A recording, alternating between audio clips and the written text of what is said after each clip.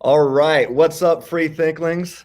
I'm Dr. Tim Stratton, and welcome to the official launch of the Free Thinking Ministries YouTube channel. Today, I've got with me two awesome guys. I refer to them as Guns and Roses because it's Braxton Hunter. He brings the guns, and Leighton Flowers. He brings the roses. So, Dr. Hunter and Dr. Flowers, thanks for being on the official launch of the Free Thinking Ministries YouTube channel. Honored to be a part of it. Here. Yeah, Tim, thanks for having us. So let's start with the guns. Braxton, would you tell us just a little bit about yourself? Yeah, so I'm the president of Trinity College of the Bible and Theological Seminary, where Leighton Flowers is also a professor of systematic theology and soteriology, obviously, and a couple of other things, perhaps. And we are an online Bible college and seminary that you listen. You will be unaffected by the coronavirus. By taking courses at our school. You can take courses in your pajamas, and it's all online, and you can earn your degree. So we'd love to have you there. But I also host a YouTube channel that's called Trinity Radio, but you can get there by going to youtube.com/Braxton Hunter. And we are an apologetics channel focused on evangelism and apologetics, primarily toward atheists, but also we have content there that's on theology and other world religions and things like that. But as both of these guys know, my previous focus was soteriology. So this is a very interesting thing for me, but thanks for having me, Tim. You bet. All right, let's go to the roses. Dr. Flowers, tell us a little bit about you. I am the director of evangelism and apologetics. A lot of people don't know a lot about that area of my ministry as a denominational worker, but I oversee apologetic ministries and evangelism ministries events that we put on throughout the state of Texas.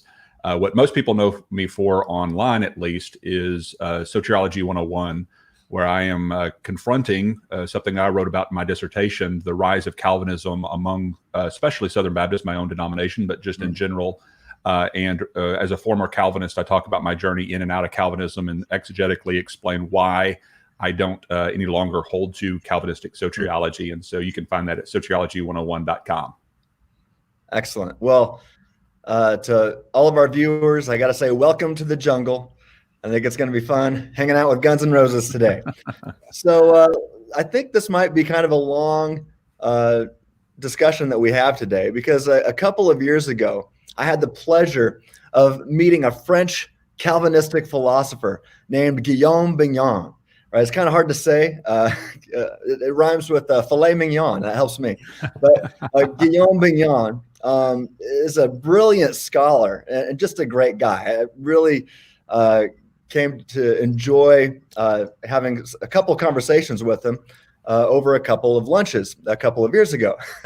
And he's got a great story, a great testimony. He's a former atheist. And while I'm thrilled to see this brilliant scholar that he's left atheism and he's now a Christian, I was shocked to discover that he left one form of exhaustive determinism for another. That is to say that Bignon left the view that physics, chemistry, and quantum mechanics causally determines all things about humanity all the time, to the view that God causally determines all things about humanity all the time. Now, while I would love to see all atheists become Calvinists, both views are, in my opinion, incorrect.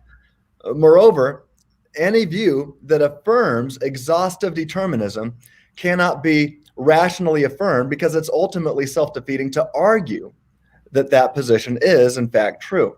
So Bignon and I had a brief exchange over a couple of lunches, but we ultimately swept the debate under the rug with a commitment to revisit this topic in the future. Well, the future has arrived. The future is now, and you guys are joining us in the future right now. If that makes sense. So anyway, Guillaume Bignon joined my friend Eli Ayala on his YouTube channel. It's called Revealed. I think it's called the Revealed Apologetics channel, or the Revealed Apologetics Show. I don't know for sure what he calls it, but I highly encourage people to check out what Eli is doing. He's a great host. And while I disagree with Eli on many things, especially like Calvinism, he's just a great guy, and he's quite intelligent, and I encourage people to watch his show because he does a great job of, he brings great people onto his show, and he has fantastic conversations with them. But Bignon joined Eli on his show, and I was probably on a show, I don't know, a month or two ago, and we had a great talk about James White. I encourage people to go watch that interview that I had with him, where I'm able to show some mistakes that James White was making about Molinism. But Bignon then joined Eli on his show, and he wanted to refute something that I've kind of become known for on the internet, and and that's the free thinking argument. It's an argument that I advance, which shows that humans do possess libertarian free will, that we are a soul created in the image of God, and that naturalism is false, and that the best explanation of free will and the soul is the biblical view of God. Well, Bignon wanted to refute that argument.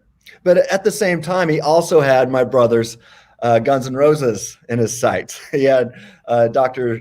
Leighton Flowers and Dr. Braxton Hunter in his sights. He wanted to take down some of their arguments as well. So this is what you're viewing right now is part 3 of 3. You can find our first joint response on Leighton's channel at Soteriology 101, and that's called Determinism Refuted Biblically. Then you can go to Trinity Radio, where we focus on Bignon's response to Braxton, and that one is called Determinism Refuted Theologically. And today we're going to refute determinism with a philosophical approach. Anyway, Bignon spent close to an hour focused on my work, namely on the free thinking argument. And to me, it seems that he didn't quite understand my argument. And in turn, I think he inadvertently responds by attacking a straw man. Now, I'm gonna take some blame here. Perhaps it's my fault for not being as clear as possible. Well, hopefully, my response here will clarify my views. So anyway, Guns N' Roses, is there anything you'd like to say before we start talking about Bignon's comments? I'm ready when you are. Ready to rock? I'm ready. Let's do it. Welcome to the jungle. Welcome to the jungle. All right. So we're going to look at some of these clips, and we're not going to, I could probably share about 50 clips. I'm not going to do that to you. I might share around 20. We'll see. We'll see how time goes here. A lot of times I'll just mention a timestamp. So if you want to go, we don't watch the clip, you can go back and see for yourself if they actually said these things. So I think it was around the 720 mark. Bignon defines free will as the control condition for moral responsibility. Now, first, I just want to point out that he's talking about moral responsibility, the control condition for moral responsibility. I am not primarily concerned with moral responsibility. I find it interesting. I do discuss that topic from time to time, but that's not my primary concern. Rather, my specific argument is primarily focused on rational responsibility. And it seemed to me that Bignon misses this major point. And if that's the case, then this error can, and it does lead to confusion, and it can lead to us talking past each other. And like I said, inadvertently attacking a caricature of my argument instead of the real thing. So let's start. Well, let's not quite play a clip yet. I'll just note that this is at 7:57, and Bignon goes on to describe moral responsibility as being in control of what you are doing, end quote. But again, as I've noted, my argument is about being in control of at least some of your thinking, hence the name, the free thinking argument. It's not called the free doing argument or even the free physical actions argument. It's the free thinking argument. I am focused on your ability to think and to be a free thinker. You see, I believe that Christians, not atheists, are the epitome of free thinkers. You know, atheists like to use that term to describe them, but I like to show that they don't have logical access to that term but Christians do. And Guillaume wants to deny that, it seems to me.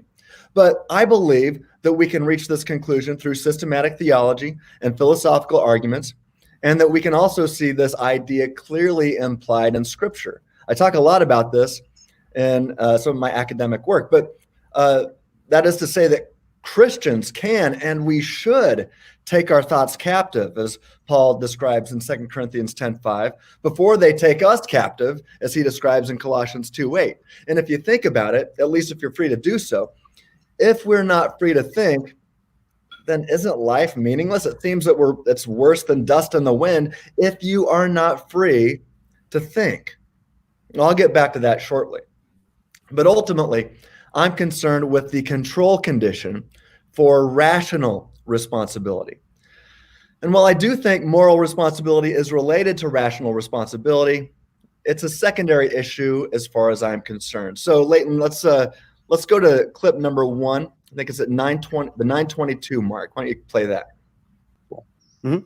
And okay, so that's free will, moral responsibility, determinism. This is thrown out a lot in the discussions. Yes. Different kinds of determinism, but just basically, what is determinism, and how are we using it with this particular context? Yes. So determinism is the question. It's one of the questions that's at the heart of the debate between Calvinists and non-Calvinists. Mm-hmm.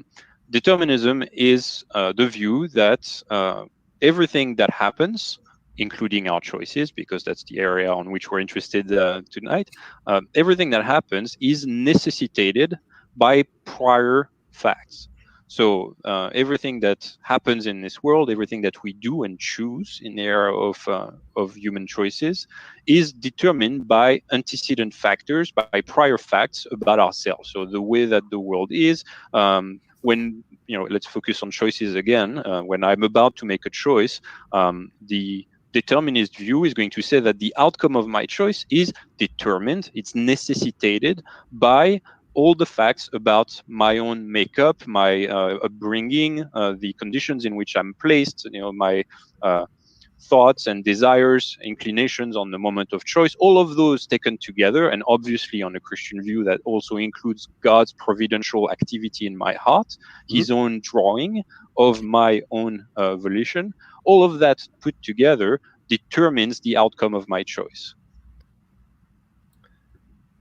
All right. Well, let me make add a couple of preliminary thoughts here. First of all, I find it odd that Bignon in his book and in this interview conflates Calvinism with exhaustive divine determinism. All right, I call that EDD, exhaustive divine determinism. He conflates Calvinism with ED, and that's simply a false conflation that many Calvinists today reject. In fact, I've argued that Luther and even Calvin himself made it clear that at least occasionally they rejected an exhaustive divine deterministic view. And I spill much ink on this topic in my dissertation. It's in the process of publication with Whiffenstock, so stay tuned. And speaking of my dissertation, I also gave several examples of modern day Calvinists who provide examples showing that Bignon is making a mistake by conflating Calvinism with with exhaustive divine determinism. You got Kokel, Crisp, Mueller, Plantinga considers himself to be a Calvinist too. You got all these guys. I know Greg Kokel, for example, is a 5-point Calvinist. He and I have argued about this for a long time now, as I know his position. He's an ardent 5-point Calvinist who rejects Bignon's view of ED. He rejects ED, that God exhaustively, causally determines all things all the time. Now, of course, Bignon knows of these counterexamples, but chooses, or maybe he's determined to, I'm not sure, but he chooses to use these terms anyway. Now, by continuing to propagate this false conflation, Bignon, it seems to me, is responsible for this mass confusion, or at least some of it. I'm working hard to clean this up. With that said, Bignon went on to define determinism. But I guess before I go there, what do you guys think about this conflation of Calvinism and exhaustive divine determinism? Well, I would go ahead. Go ahead, Braxton. You go first. Well, I was just going to say that you're simply factually correct that there are many Calvinists who don't equate the two, and that don't think of them as synonymous, or that one absolutely entails the other. Nevertheless, I do find, and I think that I said this in the portion that Bignon where he responded to me that we discussed last week, and he agreed. So this gives us a little window into his thinking on this. I had said that I think that consistent Calvinists who take the points of the tulip like they think they all hang together. Mm-hmm. I do think that leads to determinism, which most Calvinists express as compatibilism. So I think you're right to point out that there are Calvinists who don't see it that way, but I think probably that's where his head is at, where as far as, even though he's on the other side of this thing than I am, I think we both see that as a very natural outflowing of the 5 points. What do you think, Leighton? Yeah, I was going to say the exact same thing. I think it's the philosophically consistent form of theological Calvinism. In other words, I would call those who deny Ed inconsistent in their theology. I don't think the Calvinistic theology, the claims of Calvinism, are consistent with a libertarian view of free will. So I would respectfully just say to guys like Kokel, I appreciate the fact that at least he acknowledges that we have libertarian free will, but I would just push him to say, I don't think that you have a philosophically sound, logical way of thinking, whereas Bignon, though I obviously disagree with not only his theology, but also his philosophy, I think at least it's consistent with each other. Mm-hmm. That's well said. When I think about tulip, I think it does flow. I think you guys are right to say that exhaustive divine determinism does seem to make the most sense with those 5 points. In my study of Calvin and reading all of his writings, I was able to find quotes that, if you're just going to read them at face value, you're like, well, this is libertarian free will here. Now, of course, he would deny that you're free in a libertarian sense to come to God or anything like that. That this is that salvation and soteriology is a completely determined process. But it seemed to me that both Calvin and Luther, they talked about things on the upper level and the lower level. And on the upper level, things related to salvation, we wouldn't have freedom, but they would say, but yeah, things on the lower level, of course we do. Now, it seemed to me that when I went on and I got past the Reformation and I got on to Jonathan Edwards, seems to me that he's pretty consistent across the board, that he's an Ed guy. He's an exhaustive divine determinist. So while I don't think Calvin would affirm Bignon's Calvinistic views, I think Edwards would. So maybe it'd be better to just describe these guys that call themselves exhaustive divine determinists. Maybe they should call themselves Edwardsians instead of Calvinists. But I think you guys are right to say, hey, look, if you're going to hold these 5 points of tulip, Ed seems to follow. Ed seems to come along for the ride. So I think you're right to say to refer to Calvin's inconsistencies there, because I had a broadcast with Al Mohler talking about this, where he'll talk about Calvin as the pastor versus Calvin as the theologian. Yeah. And Calvin as the theologian says there's no room for permission, and that he seems to affirm Ed in his book on predestination. Yeah. But when he's talking pastorally and he's talking about responsibility and those kinds of things, he sounds like one of us, which is one of the reasons we often talk about on our show. That Calvinists oftentimes have the same vocabulary but a different dictionary, and so they'll say a lot of the same things that we're saying, but they mean something very different by it. That's right. It's kind of like talking to a Mormon, to be honest with you. Because, be careful; they're going to get mad at you. I believe that Mormons are not truly Christians, but they call themselves Christians, and so they'll say, "Oh yeah, we basically hold all the same core beliefs." And after every sentence they say, you have to say, well, what do you mean by that? You have to get a clear definition. And I feel, even though I believe that Calvinists are truly Christians, we're brothers and sisters in Christ, it's similar in that we have to constantly be defining our terms. I would say one more thing, Tim, and that is that when you when there are some Calvinists who will say, no, you've got freedom, and they seem to mean it in the libertarian sense. It's just at the point of salvation, or what relates to your salvation, that God elects, and there's that form of determinism there.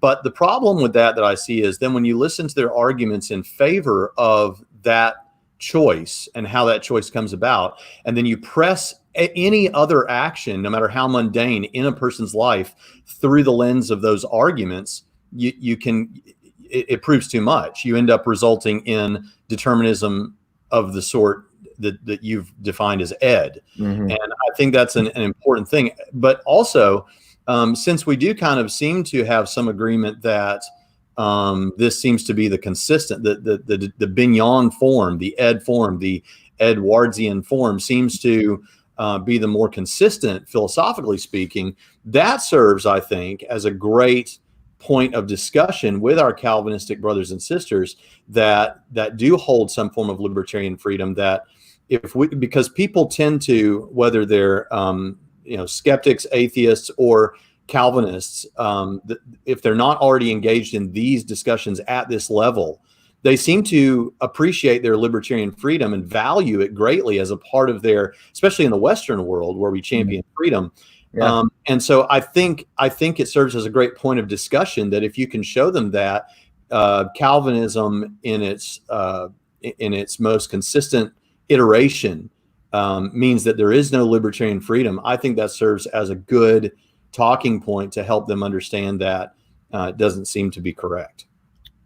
Well said. Amen to that. Well, let's continue. Bignon went on to define determinism. And he said, quote, "Determinism is the view that everything that happens, including our choices, is necessitated by prior facts." Now, let me add to that, because I agree that, he's right. But let me add what follows from that on EDD, right? It would be this. Determinism is the view that everything that happens, including our choices and how we think of and about things, is necessitated by prior facts. So that definition is key. I affirm it. And this is what I have in mind when I argue against an exhaustive deterministic view. Now, Eli pointed out that both Calvinists and non-Calvinists affirm a version of free will, and it's already been brought up. They'll say, yeah, we believe in free will too. We believe in freedom. It's not libertarian freedom, though. It's compatibilistic freedom.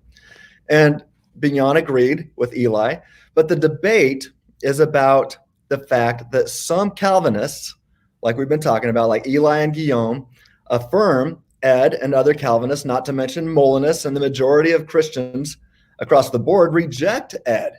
The vast majority of Christians reject their view.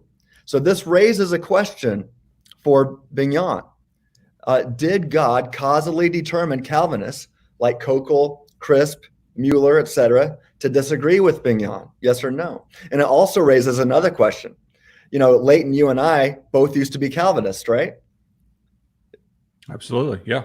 Yeah. So we both, I know for me, I not only was a 5-point Calvinist, I was an Ed guy. I affirmed exhaustive divine determinism.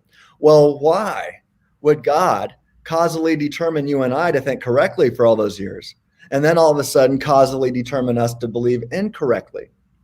That seems weird to me. I'm looking for an explanation there, but let's table that for now. At around the 1157 mark, Bignon said, quote, "You could be determined and still have free will and moral responsibility." So again, my work is focused on demonstrating that if you are exhaustively causally determined by the forces of God, by the forces of nature, God, mad scientists, or anything or anyone else, then you cannot have rational responsibility. And if moral responsibility comes along for the ride, then so much for the idea of determinism and moral responsibility being compatible.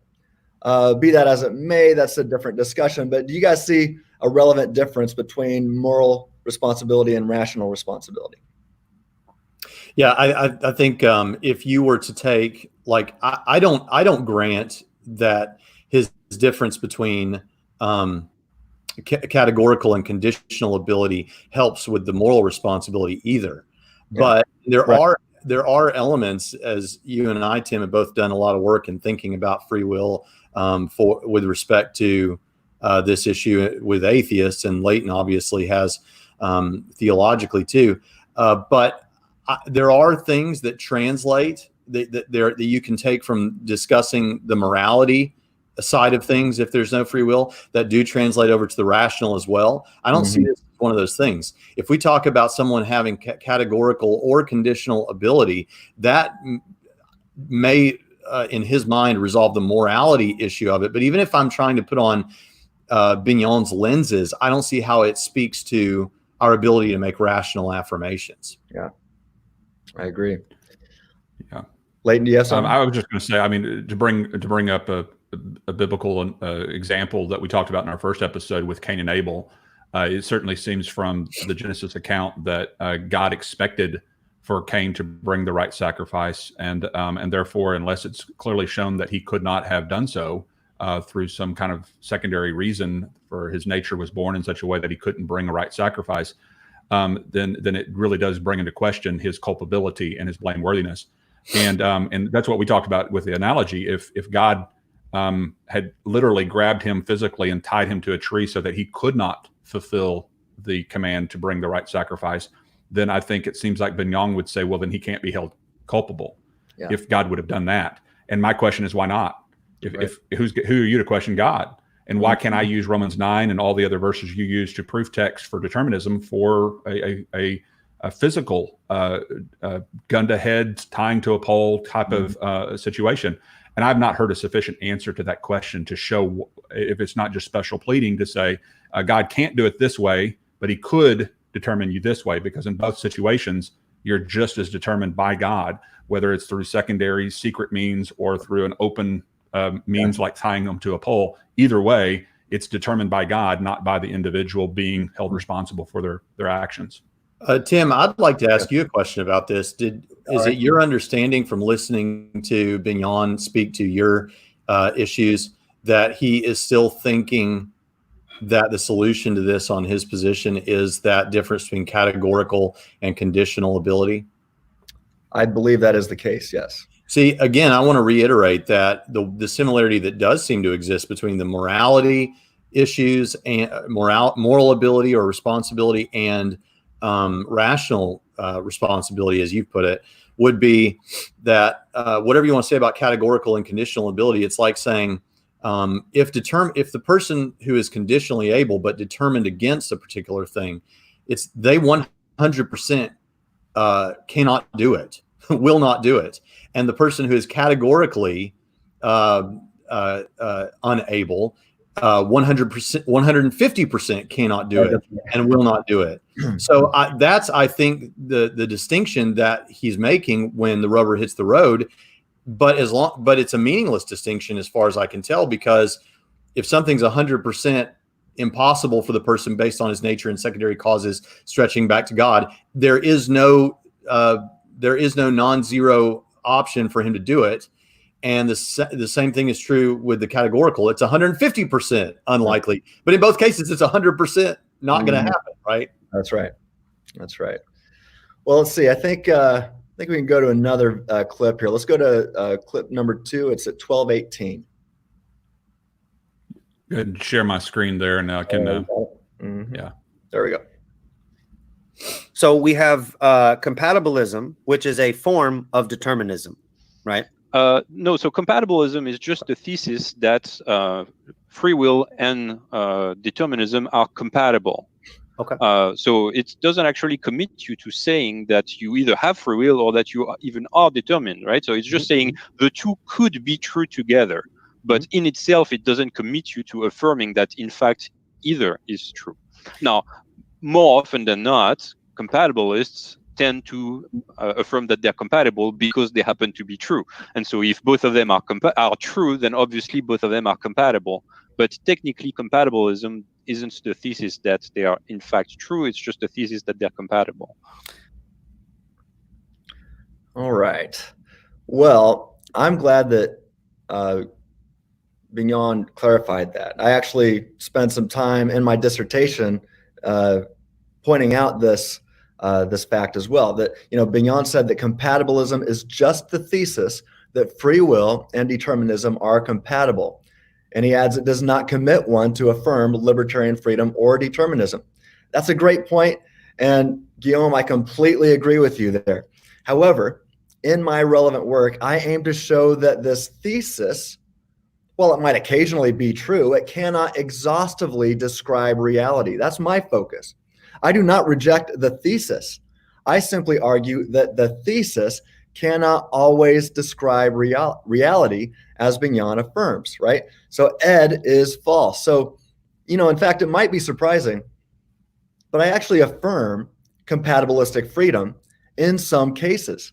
For example, when I go to the restaurant, haven't done this for a while with the whole quarantine and coronavirus pandemic, but when I would go to a restaurant and order from a menu, I believe compatibilistic freedom is the case. I believe I'm choosing my greatest, I'm looking at the menu, trying to see what my greatest desire at that time is. And I can't think of a time where I've ever ordered something that wasn't my greatest desire, perhaps based upon my nature at that moment. Now, maybe I had free choices along the way to develop a taste for a certain dish or something like that. That's another conversation.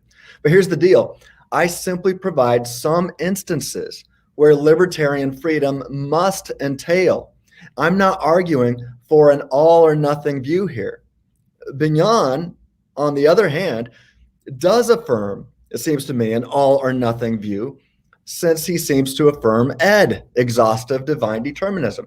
Now, I contend that the thesis of compatibilism cannot always or exhaustively explain reality. That's the focus of my work, that determinism is not compatible with at least some instances of rational responsibility. So Guillaume might offer one instance of knowledge that does not require libertarian freedom. That's fine.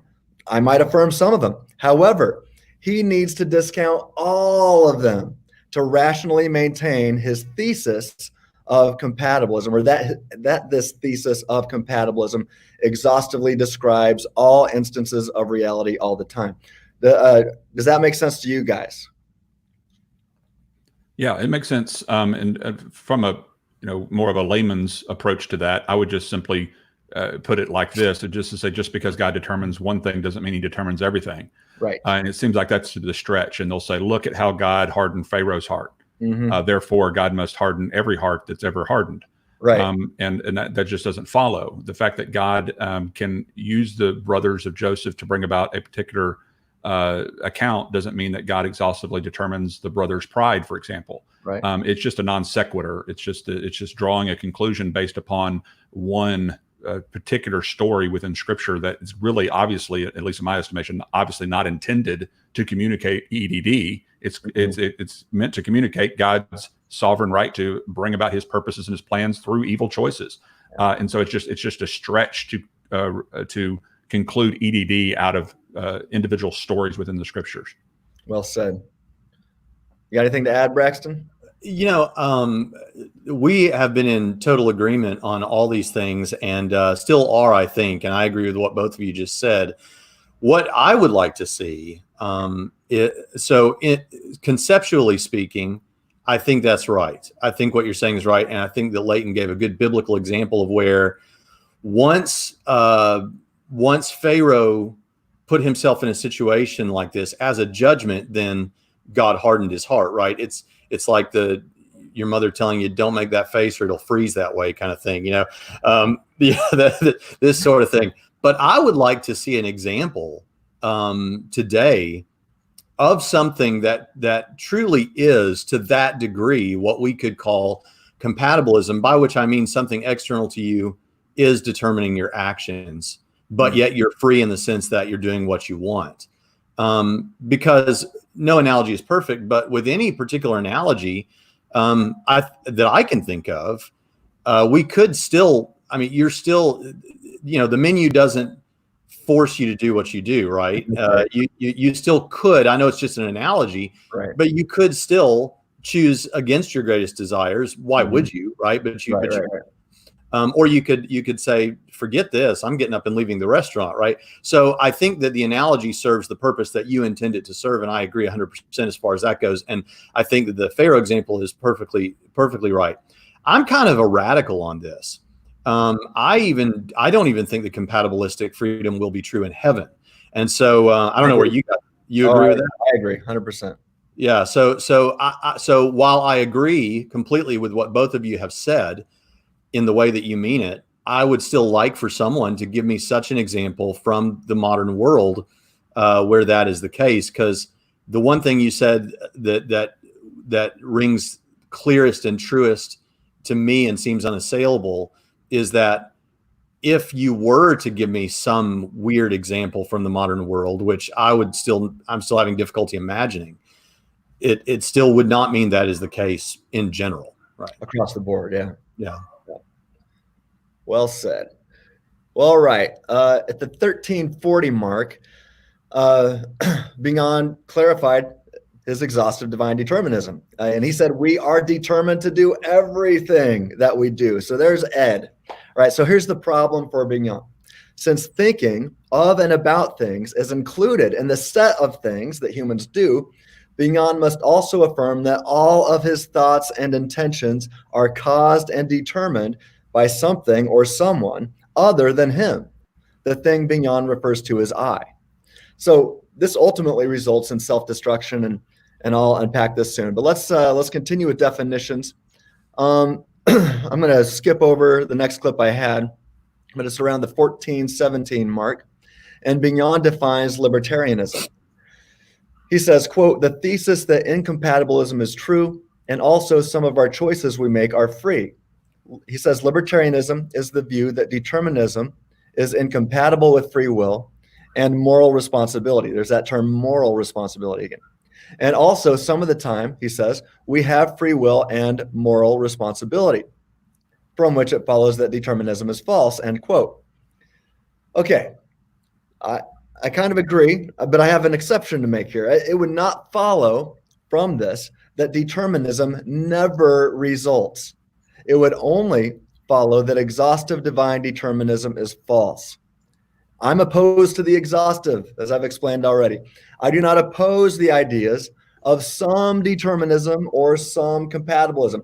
I'm not going out and affirming them. I'm not going to reject them, though. Right? I will grant them for the sake of argument and for the sake of conversation.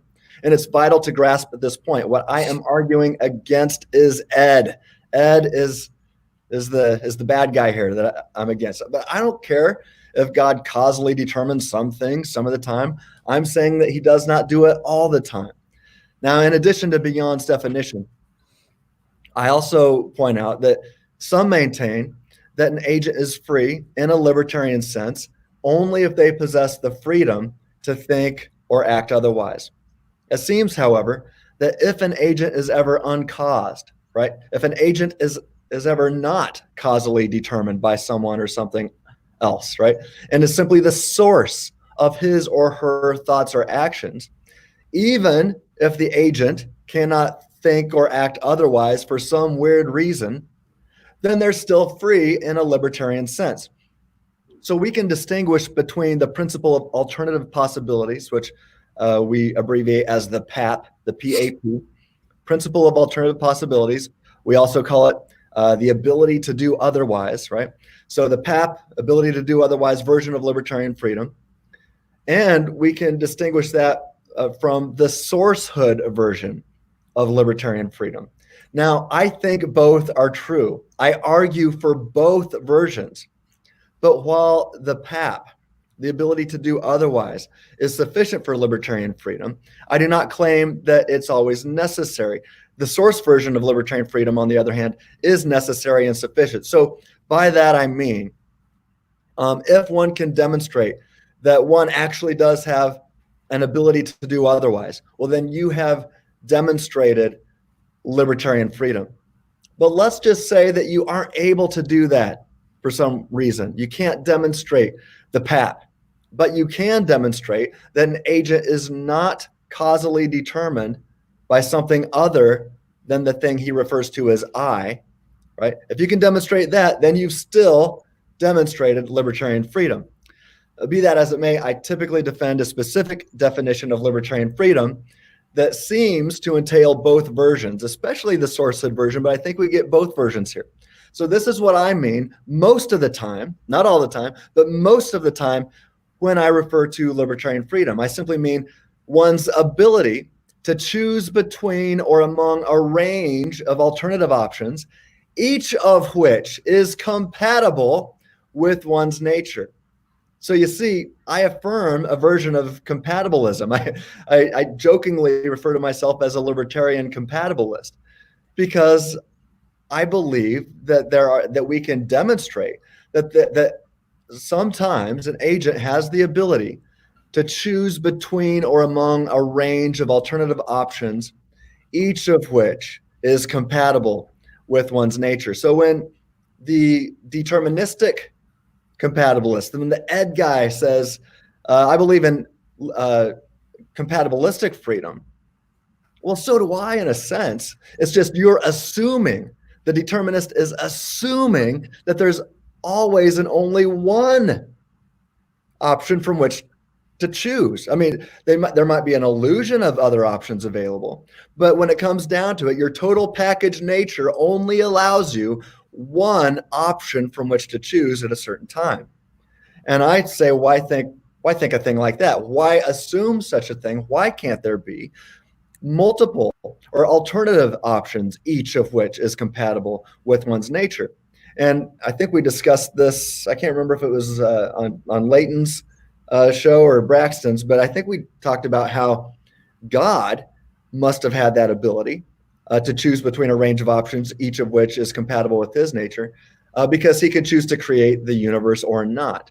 His state of, his static state of aseity was just as good as creating the universe. And so creating the universe has to be just as good as remaining in that state. So he had two options, each of which are compatible with his nature. And it stands to reason then that if it's a logically consistent concept, that it's at least possible for God to create humans with the ability to choose between or among a range of alternative options, each of which is compatible with our image of God nature. So with that said, let's move on for the sake of time. Let's watch this next one. It's at 18:15. It's clip 4. If you'll share the screen, I can start it there. Okay. So Tim has a lot to say with regards to your work, but let's jump into his article that he kind of focuses on your book here. And he talks about the consequent argument. And if I can give kind of a very brief layperson's presentation of the argument, the consequent argument, it goes something like this, that if determinism is true, then knowledge is impossible. Right? Because no, that's not the one. So okay, go ahead. Yeah. So the consequence argument is not the argument that Tim Stratton actually defends himself. That's right. So the that's consequence Peter Van Inwagen's, right? That's correct. Yes, okay. yes.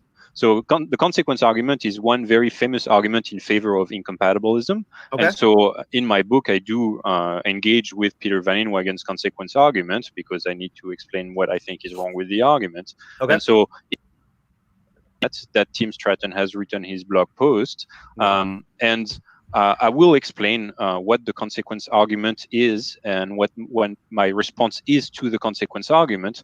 But I first want to point out that that's not even relevant here because Tim Stratton doesn't engage even a little bit with my treatment of the consequence argument. Mm-hmm. So here's what he said. I mean, do you want to? So, all right, let me fix the screen here. Here we go. All right, so I don't even engage, not even a little bit, with his treatment of the consequence argument, is what he says. Well, it was not my intention to debunk his interaction with Peter Van Inwagen's consequence argument. In fact, I grant it for the sake of argument. Bignon's treatment of the consequence argument is granted to ultimately show that determinism / compatibilism cannot exhaustively describe reality. And since Bignon misses my intention, he misses the point. Now, at the 1933 mark, Eli points out that the consequence argument not to mention the free thinking argument against naturalism, which is one version of the family of free thinking arguments that I offer. He says that these arguments are not against Calvinism, but rather against naturalistic determinism. And Bignon responds, and he says, quote, "Yes, it is, but it can very easily be modified against the theological determinist," end quote. Now, Bignon, to his credit, affirms that the consequence argument, and I think he would say the free thinking argument, which was crafted to destroy, and I use that word biblically, as the Apostle Paul would say, we destroy every argument raised against the knowledge of God. Well, that's what I did with the free thinking argument. And I think that's what Van Inwagen has in mind with the consequence argument. These were crafted to destroy, as Paul would say, atheism and naturalism. But Bignon notes, to his credit, he says, yeah, but if those arguments pass, I think he's talking about the free thinking argument here. If the free thinking argument passes and shows that atheistic naturalism is false, it also at the same time, and I quote, really hits the Calvinist if it's successful, end quote. It really hits the Calvinist if it's successful. Well, first of all, amen to that, but let that sink in just a little bit. The free thinking argument namely the free thinking argument against naturalism. It's a valid deductive argument concluding that naturalism is false. The main atheistic view, naturalism. It concludes that naturalism is false with an abductive conclusion in support of the truth of biblical Christianity. So one would expect Christians to unite in victory and celebrate over such a conclusion, right? But not so fast. The party's over. We were about to celebrate and throw a party, but now the party is over because of a party pooper. The Calvinists are party poopers here because they seem to be bending over backwards here to save the atheistic naturalist. They want to, I don't want to say they want to defend the naturalist. I don't think that's their goal, but that's what they're doing when, it's almost like they're coming to their defense and helping them argue. And by the way, when I've offered the free thinking argument against naturalism to atheists in the past, I've had them bring up, oh yeah, well, there's some Calvinists who would be on my side on this. So the atheists out there are pointing to Calvinists to support their atheism. So just let that sink in a little bit. Bignon seems to affirm that if my argument against atheism or naturalism is sound, it also refutes Calvinism. Now, it seems to me, maybe I'm wrong here, but it seems to me that this should really get a fellow Christian's attention. Maybe if it's not going to get the Calvinist attention, maybe people that don't have a dog in the fight and that are watching this, I hope that it gets your attention. It doesn't imply that Calvinism is false. I'm just pointing out what seems to be obvious. At least some big flags ought to be raised, it seems to me. If a Christian finds himself defending atheism, at least in a roundabout way, just so he can hold on to a specific flavor of Christianity. Maybe something's wrong with your specific flavor of Christianity if you're finding yourself defending atheism to hold on to your specific flavor of Christianity.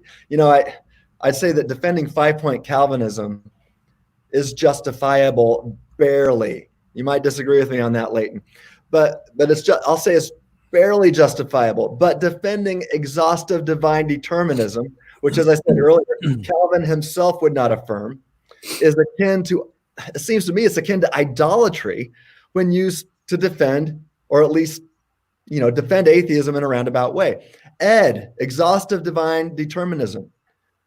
It seems to me, maybe I'm overstepping here, but it seems to me that it becomes, I compared Calvinism to Mormonism a bit ago. I think Mormonism is a cult, and I'm not saying that Calvinism is a cult, but I think those who are devoted to becomes cultish when its members are more intent on how God predestines all things, because we all agree that God predestines all things, as opposed to the character and nature of a maximally great being who is worthy of worship.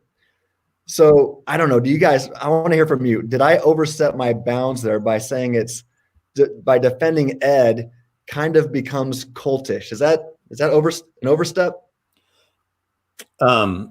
Maybe, but but I think that there are some relevant things to say about it. First of all, when we talk about that sort of a similarity, so it's not just that, we as Western individuals who think along Western lines much of the time, we may share similarities with atheists as conservative Christians. Sure. And someone maybe could point at us and say something similar. Here's the difference, though, that I think is important here. And that is that when we're talking about determinism, we're talking about something that is so central to anthropology that it speaks to, as we've been discussing, our rational abilities, our moral abilities, all of these kinds of things. It's not just some indirect connection between atheism and Calvinism that affirms EDD. It is a powerful connection such that whether or not it results in something that is cult-like, what it certainly does do is it should, as you said, raise red flags where we say, whoa, let's back up a second and take this perhaps more seriously than we were. So, I think this whenever I'm talking to an atheist and we bring up something like Pascal's wager, which of course is the idea that, to put it very, crassly, this is not the best iteration of it. But look, if you don't know whether to believe in God or not, it's safer to believe than not to. So you should err on the side of caution and believe, because you'll have eternity to wish you'd made the right decision if you're wrong.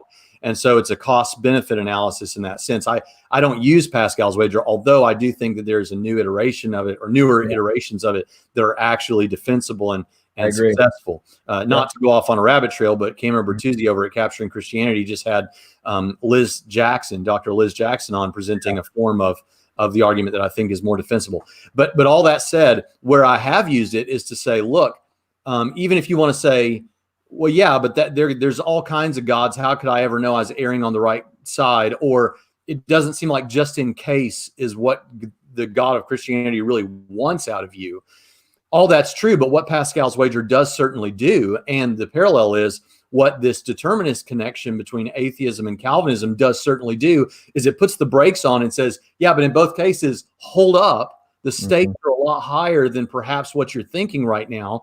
And this parallel between Calvinism and atheism is one that needs to be examined with a great deal of sobriety. And so I do think that, and to parallel what you just said, I have seen many times atheists, in fact, there are a couple of atheists I could name, but I won't, that you could go to their channels and see it right now, where they'll say, yeah, if the Bible is true, the best expression of it is Calvinism. And I would have a hard time understanding how that is a God that should be worshiped. That's what the atheists will say. And in that sense, that could be a bit of a stumbling block. Now, you might say, but if they find determinism to be the most rationally defensible thing, then to know that there's a Christian form of determinism may actually bring them in. And that goes back to what you said at the beginning. We'd rather you be a Calvinist than an atheist. Right. But the fact of the matter is, what we should be doing is, if free will is likely to be the case, libertarian free will, for people like the three of us who present rigorous argumentation in favor of it, that not only makes sense of morality and rationality, but then gives the atheist something to celebrate about instead of the party pooper mentality, that would be a great benefit to becoming a Christian. Well, and the only thing I would add just real briefly is on the practical side of things is kind of like what Braxton just said. If EDD could cause somebody to stumble, EDD could cause one person not to freely choose him, then what if you're wrong? And you have to ask a Christian that. So Bignon, what if you're wrong and your view of EDD is actually causing people to reject Christ because our view is actually the correct one? And so I would just say, what practical purpose do you have in promoting a view that could cause people to stumble? Because if EDD is true, then all the people that God has preordained to be saved are going to be saved regardless. I mean, your false theology or my false theology is not going to prevent anybody from being saved that God has pre-selected for salvation.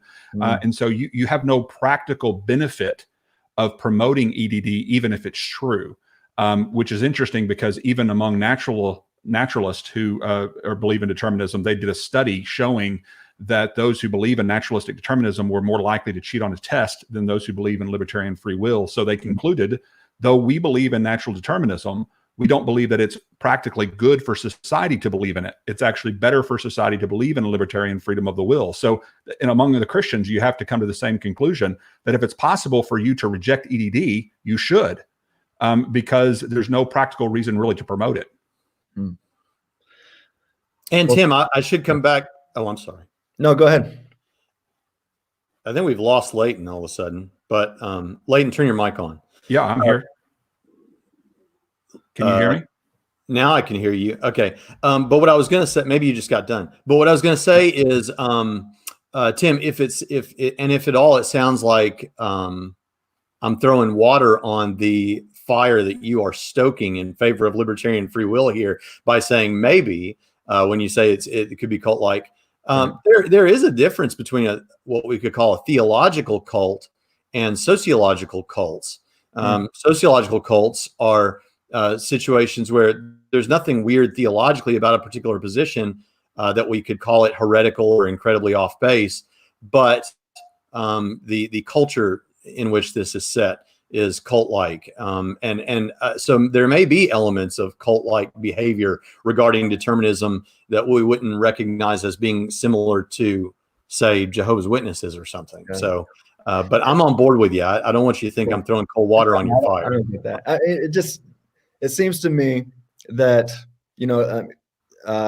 Braxton, you and I are Molinists. Leighton, you're very open to that view. The Molinist, for example, affirms exhaustive predestination, but we go on to argue and demonstrate that that does not conflate. It ought not be conflated with exhaustive determinism. That God can predestine without determining or causally determining. And so we all agree. The Calvinist and the Molinist, we both agree in predestination. But what this comes down to is a weird commitment to arguing for how God predestines. They're more, especially when I offer an argument saying, therefore, libertarian freedom exists, or therefore, humans possess some instances of libertarian freedom. And the Calvinist, or the Ed guy here, says, no, we've got to argue for exhaustive divine determinism, that this is how God predestines all things. But then I say, but look, I've got an argument here showing that God can predestine all things without causally determining all things. No, this is why I say it gets cult-like, because it's almost as if they're more committed to their metaphysical or philosophical view about how God predestines all things, rather than just simply God predestines all things. Yeah. I think that is a very fair idea. And, it's in these discussions, it's always the temptation is there to speculate about motivations. Right. And so I'm tempted to speculate what the motivation is for that.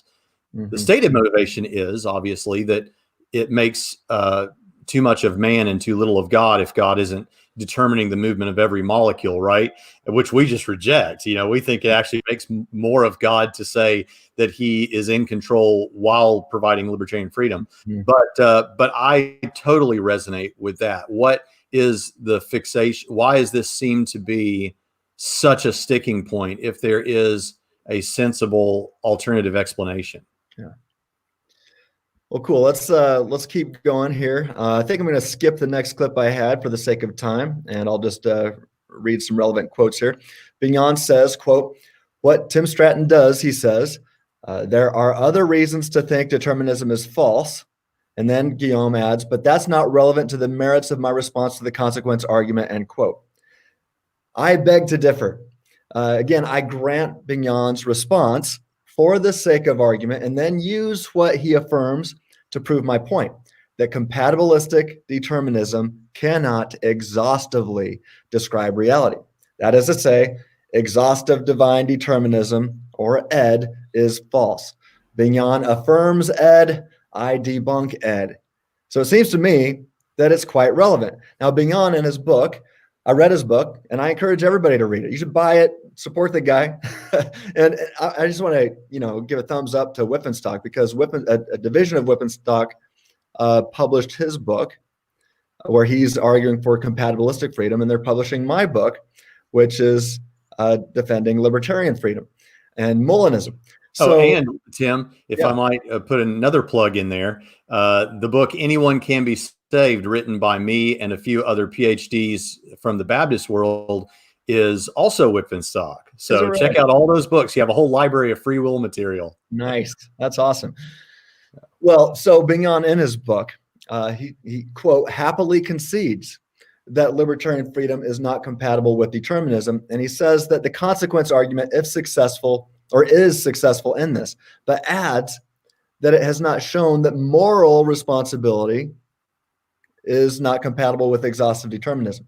Again, not to beat a dead horse, but I simply point out that if exhaustive divine determinism is true, then rational responsibility goes out the window. I'm not dealing most of the time with moral responsibility. I have, but that's not my primary concern. The goal, the point, not to be missed when it comes to the free thinking argument, is about rational responsibility. And on exhaustive divine determinism, rational responsibility goes out the window. And we'll demonstrate that here shortly. But Bignon says, he goes on to say, quote, what Stratton does when he simply says, well, look, you affirm determinism, and there are reasons to think that it's false. It does positively nothing to explain why my response to the consequence argument is, I quote, unimpressive. So what Bignon is doing here is referring to my blog article, and I said that I was unimpressed by Bignon's treatment of the consequence argument. And a lot of his friends and colleagues who, we share a lot of mutual friends, they didn't like that term. They also didn't like it when I said something was a game changer. In fact, I saw Guillaume earlier today put on my Facebook wall something about my use of the term game changer. I'm going to explain these things here. So first, allow me to explain why Bignon's argument was unimpressive as far as I was concerned. So this is what follows from the consequence argument. Peter Van Inwagen's consequence argument modified to be focused not on naturalistic determinism, but on ED, exhaustive divine determinism. I think this is what you would get.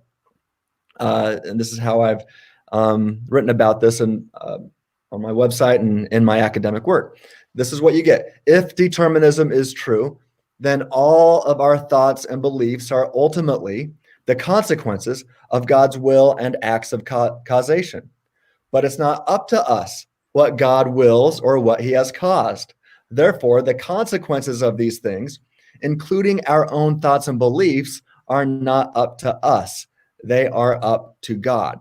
So that's just a modified quote that I took from Peter Van Inwagen, and I changed it to deal with ED, exhaustive divine determinism. So with that, let's go to clip number 7, Leighton. It starts at 22:48.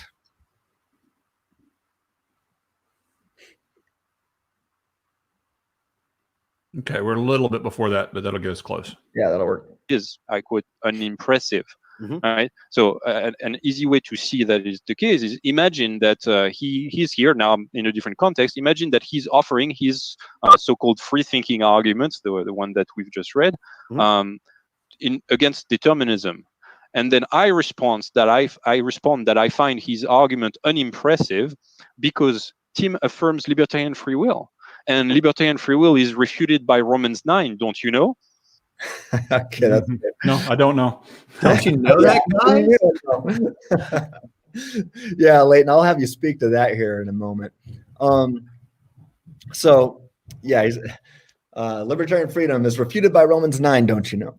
Well, fortunately, this is not analogous to what I've done, because I offer deductive arguments, multiple deductive arguments, all reaching the same conclusion. Now, if Guillaume offered a conclusion from a sound argument, and it reached the, deductively, something like, therefore, libertarian free will is impossible.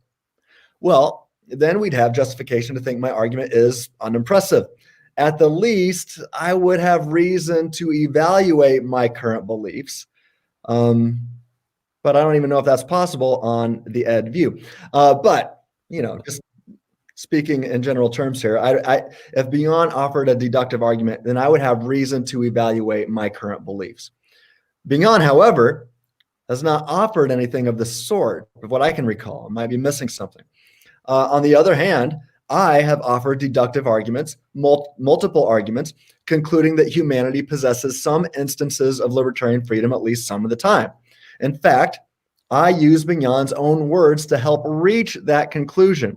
So to be clear, when I said I was unimpressed by Bignon's treatment of the consequence argument, it was probably because it does nothing. This is the case. It was because it had nothing. It didn't do anything to show that exhaustive divine determinism describes reality.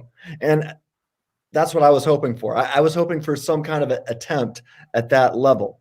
Perhaps I had my hopes too high, but that's why I said I was personally unimpressed. Now, that's not to say that I'm not impressed with his scholarship. I just think he's wrong. But man, he's a good philosopher. He's an academic. He's a scholar, in my opinion, at the highest level. But scholars disagree with each other. Doesn't mean he's a bad philosopher or anything like that. I'm just pointing out where he's wrong. So on a side note, this gets us into your work, Leighton. Since Bignon mentioned Romans 9 and said, I know it was kind of in passing and kind of to be a little humorous, but I think he's also serious here.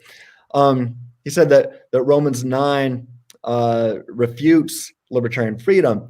Let me quickly say that even if this were the case, as far as Romans 9 is concerned, it does not affirm exhaustive divine determinism. It doesn't affirm ed, and it does not debunk all instances of libertarian freedom. And on top of that, I've actually made an argument that Romans 9 actually does the opposite. Romans 9 actually implies what I refer to as limited libertarian freedom. And so I think you can find that on the Free Thinking Ministries website. I think the article is called "Who Are You, Oh Man?" So you can search for that or just type in Romans 9 and it'll probably come up. But I do think that Romans 9 at least implies limited libertarian freedom. But I don't want to get off track here. But Leighton, would you want to throw in just a few thoughts regarding? Well, I'll point people to the first episode to go more detail in that. But I'll just point out what we talked about earlier with Pharaoh. I think there's a parallel with God hardening of Pharaoh and God hardening of Israel.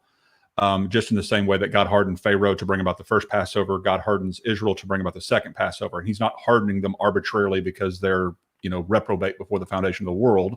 He is hardening Pharaoh in his already rebellious state. So he's an already rebellious person, and God cuts him off in his rebellion so as to bring about the plagues to demonstrate his power and to bring about the Passover.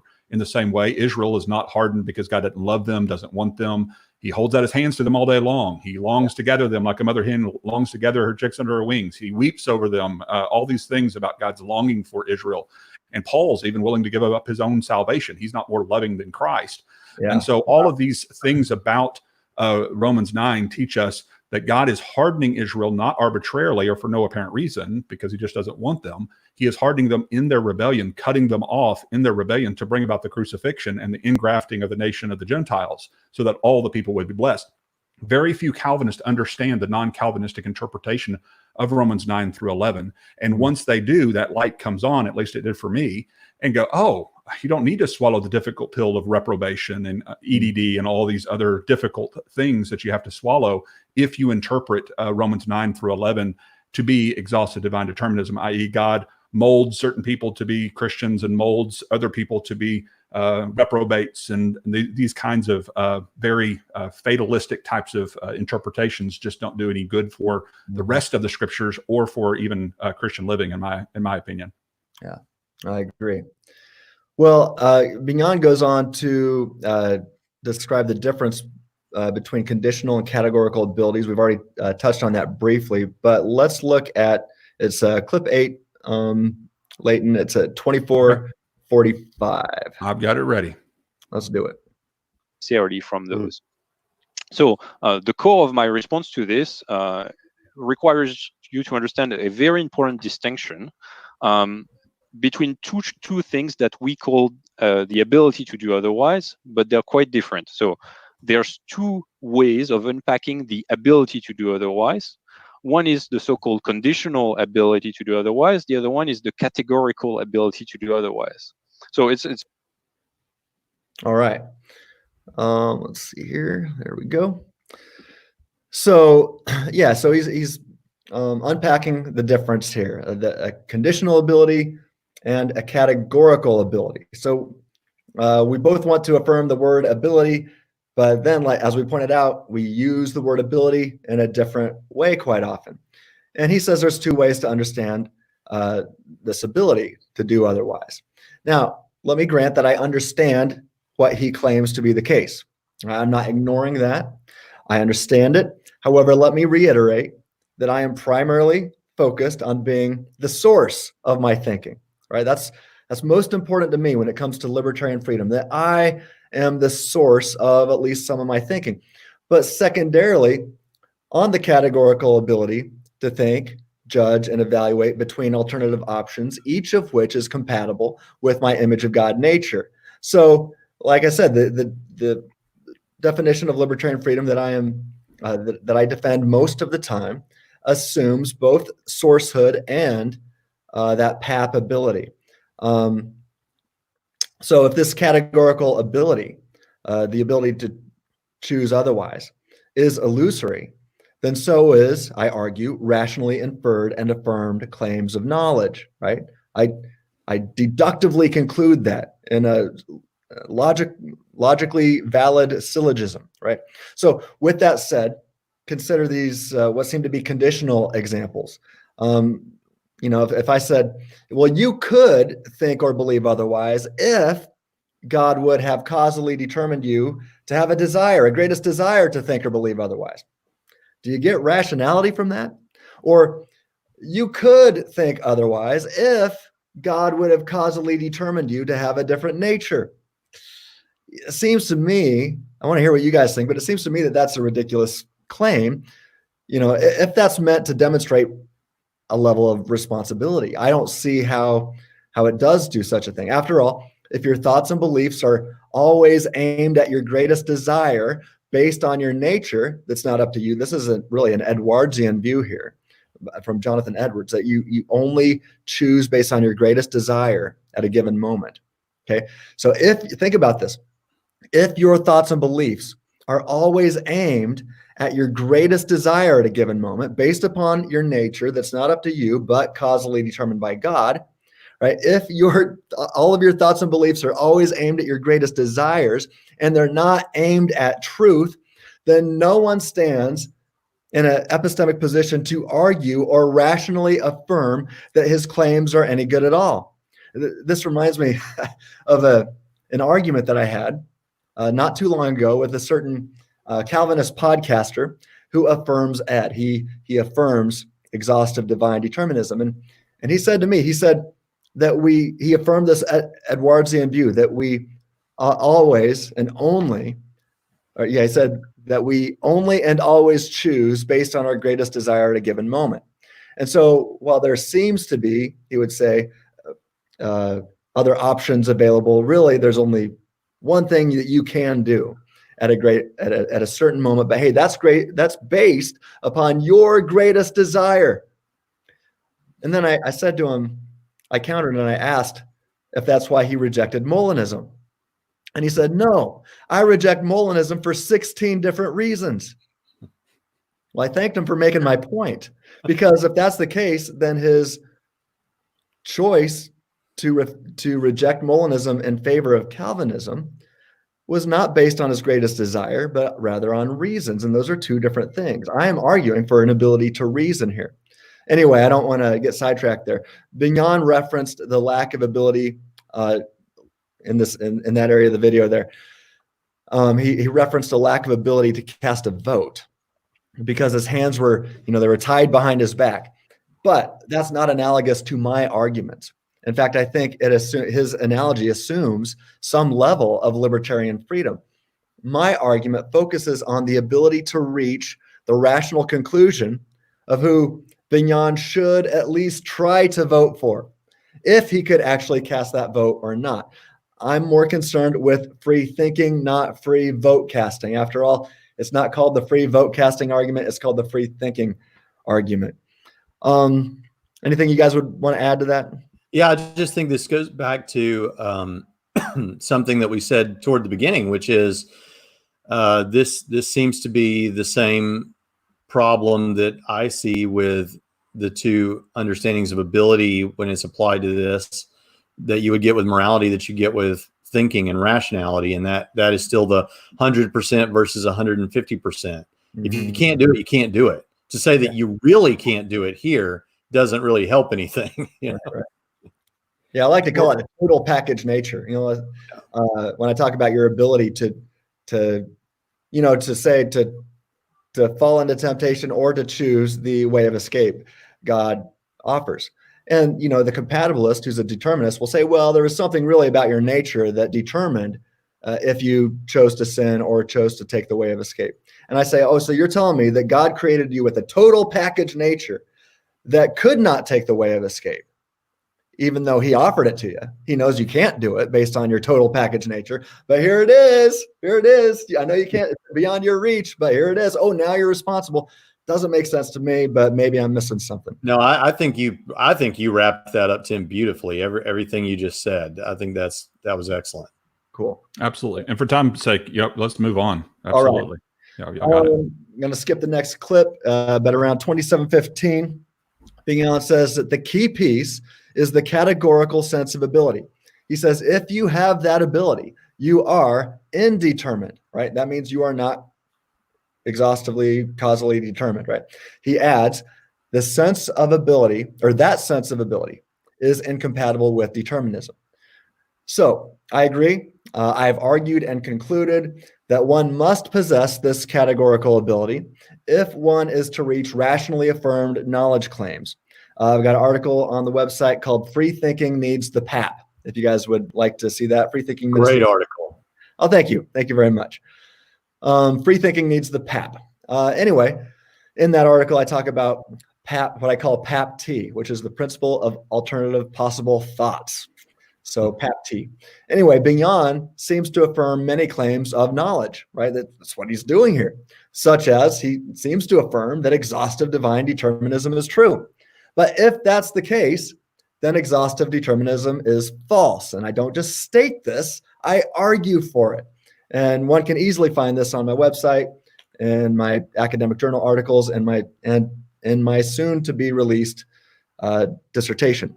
But Bignon said, quote, the conditional sense of ability, I agree, is necessary for moral responsibility, end quote. So again, there it is, talking about moral responsibility as opposed to rational responsibility. Now, while I disagree with Bignon about that, because I think more is required for moral responsibility. For this, if we were having a conversation right now over coffee, I would grant his claim for the sake of argument. Not to continue to beat the dead horse, but I'll say it again, I am not focused on moral responsibility. I'm focused on rational responsibility. And until that's recognized, we're going to talk past each other. Now, I do think more is needed for moral responsibility, but for the sake of argument, I'll grant it for right now. Let's keep going. At 2925, Bignon said that, quote, there's a big fat equivocation in many anti-Calvinist arguments that simply speak of the ability to do otherwise without distinguishing which one is in view, end quote. That might be true, but it's irrelevant here because I go out of my way to distinguish exactly what is needed for rationally inferred and affirmed beliefs or claims of knowledge. Bignon says, quote, if they mean categorical ability, then they are begging the question, end quote. That's false. That's simply false because I offer deductive arguments. I support them. I defend them. And I've been having these conversations with PhD philosophers and theologians since 2012. I know you guys have been doing the same thing. So it's not begging the question when you have arguments defending your statements, especially when those statements are deductive conclusions. So Bignon goes on to demand, with that in mind, quote, "We need an independent argument for that." And by that, he means against exhaustive divine determinism or for libertarian free will possessed by humanity at least some of the time. Fortunately, that's exactly what I've done. 2 or 3 independent arguments were offered in the very article that Guillaume was looking at when he was responding to on Eli's show. Many more have been offered on my website, and even more are offered in, like I said, my soon-to-be offered doctoral dissertation, so stay tuned. Bignon continues, quote, "Until there's an argument to support the principle of alternative possibilities, then the burden of proof is still on the incompatibilist," end quote. Well, again, to reiterate, I gave him 2 or 3 unique arguments. Moreover, I've shown by way of argument that the PAP, when it comes to thinking, as I said that in that article, The Free Thinking Needs the PAP, I demonstrate that the PAP seems to be vital when it comes to rationality and rationally affirmed claims of knowledge. So again, see that article. The free thinking argument, for example, my favorite argument, or the one that I spend most of my time promoting and defending. It's not focused on moral responsibility, but it's focused on rational responsibility. However, I would just say that if rational responsibility debunks exhaustive divine determinism and compatibilism, then so much for exhaustive divine determinism and compatibilism. Let's see, the 35:49 mark. Eli brought up the controversial game changer remark that I made in the blog article. I do discuss some of this stuff in my dissertation, and I do not believe I included the words game changer there, so that will make him happy. But in a blog article, I did use the words game changer. Now, Bignon offered what he jokingly referred to as a philosophical response. I'm going to get to that quickly. But let me offer a quick comment. This is a game changer for those who are playing the game and arguing that exhaustive divine determinism does or does not always describe reality. That's the game I'm talking about. That is to say, for those arguing that compatibilism does or does not always describe reality, Guillaume's remarks are game-changing when you take all of them together. Why? Because now only one argument is needed to conclude some libertarian freedom is possessed by humans some of the time. And like I said, I've offered several such arguments. So, at 36:53, Bignon responds, quote, "I think the philosophical term is lol, LOL," end quote. I like your accent. You've been working on that, haven't you? I don't know if it was a good accent, but I tried to get some smugness in there. He said he said smug. I don't know if I was successful, but okay. He says that it's not a game changer because it's, quote, baked in the definition, end quote. He says, quote, "All I'm doing is affirming something that is definitional," end quote. You know, on my Facebook wall today, he had a meme of me. I was honored that, you know, he or somebody, one of his friends, went out of their way to make a meme with me dropping a microphone. And it said something like, "My opponent has affirmed that bachelors are not married, game changer," or something like that. This is a different kind of thing here. That's not the same. It's not a good analogy.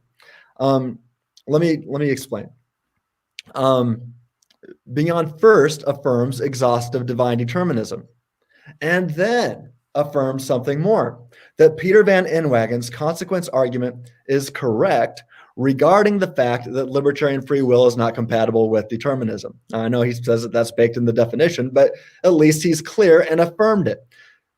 Now, he happily concedes, his words, this much. However, now, because of this, all one needs is one argument, concluding, therefore, libertarian freedom exists, or something like that. Something to refute exhaustive divine determinism. One argument is needed. Given all of everything he said up to this point, now all you need to do is offer a logically sound and deductive argument and be able to properly defend it. And that's what I've done. And if EDD is not a complete explanation of the way things are, right? If Ed does not always describe reality, then neither is the view of compatibilism that he wants to affirm, since the thesis of compatibilism assumes determinism. Now, Bignon says that it's not a game changer because it's simply the beginning of a conversation. And I'm simply noting that this beginning of the conversation, everything he said at the beginning of the conversation, ultimately refutes his previous affirmation that exhaustive divine determinism is true. And so I'm ending the conversation, right, based on his beginning of the conversation. So I think it's quite significant. Does it make sense to you guys? Maybe I shouldn't have used the word game changer, but I'm just trying to take everything that he said and show, okay, well, look, your view cannot exhaustively explain reality. What do you guys think? There's nothing wrong with using provocative language to have your words be heard. I mean, after all, he used a meme, right? So I think the way you just described it there fits perfectly well. Cool. You always understand my intent. Mm-hmm. Absolutely. Cool. All right, good. Well, since you guys agree with me, I must be right. I'm just kidding. That's right. Yes.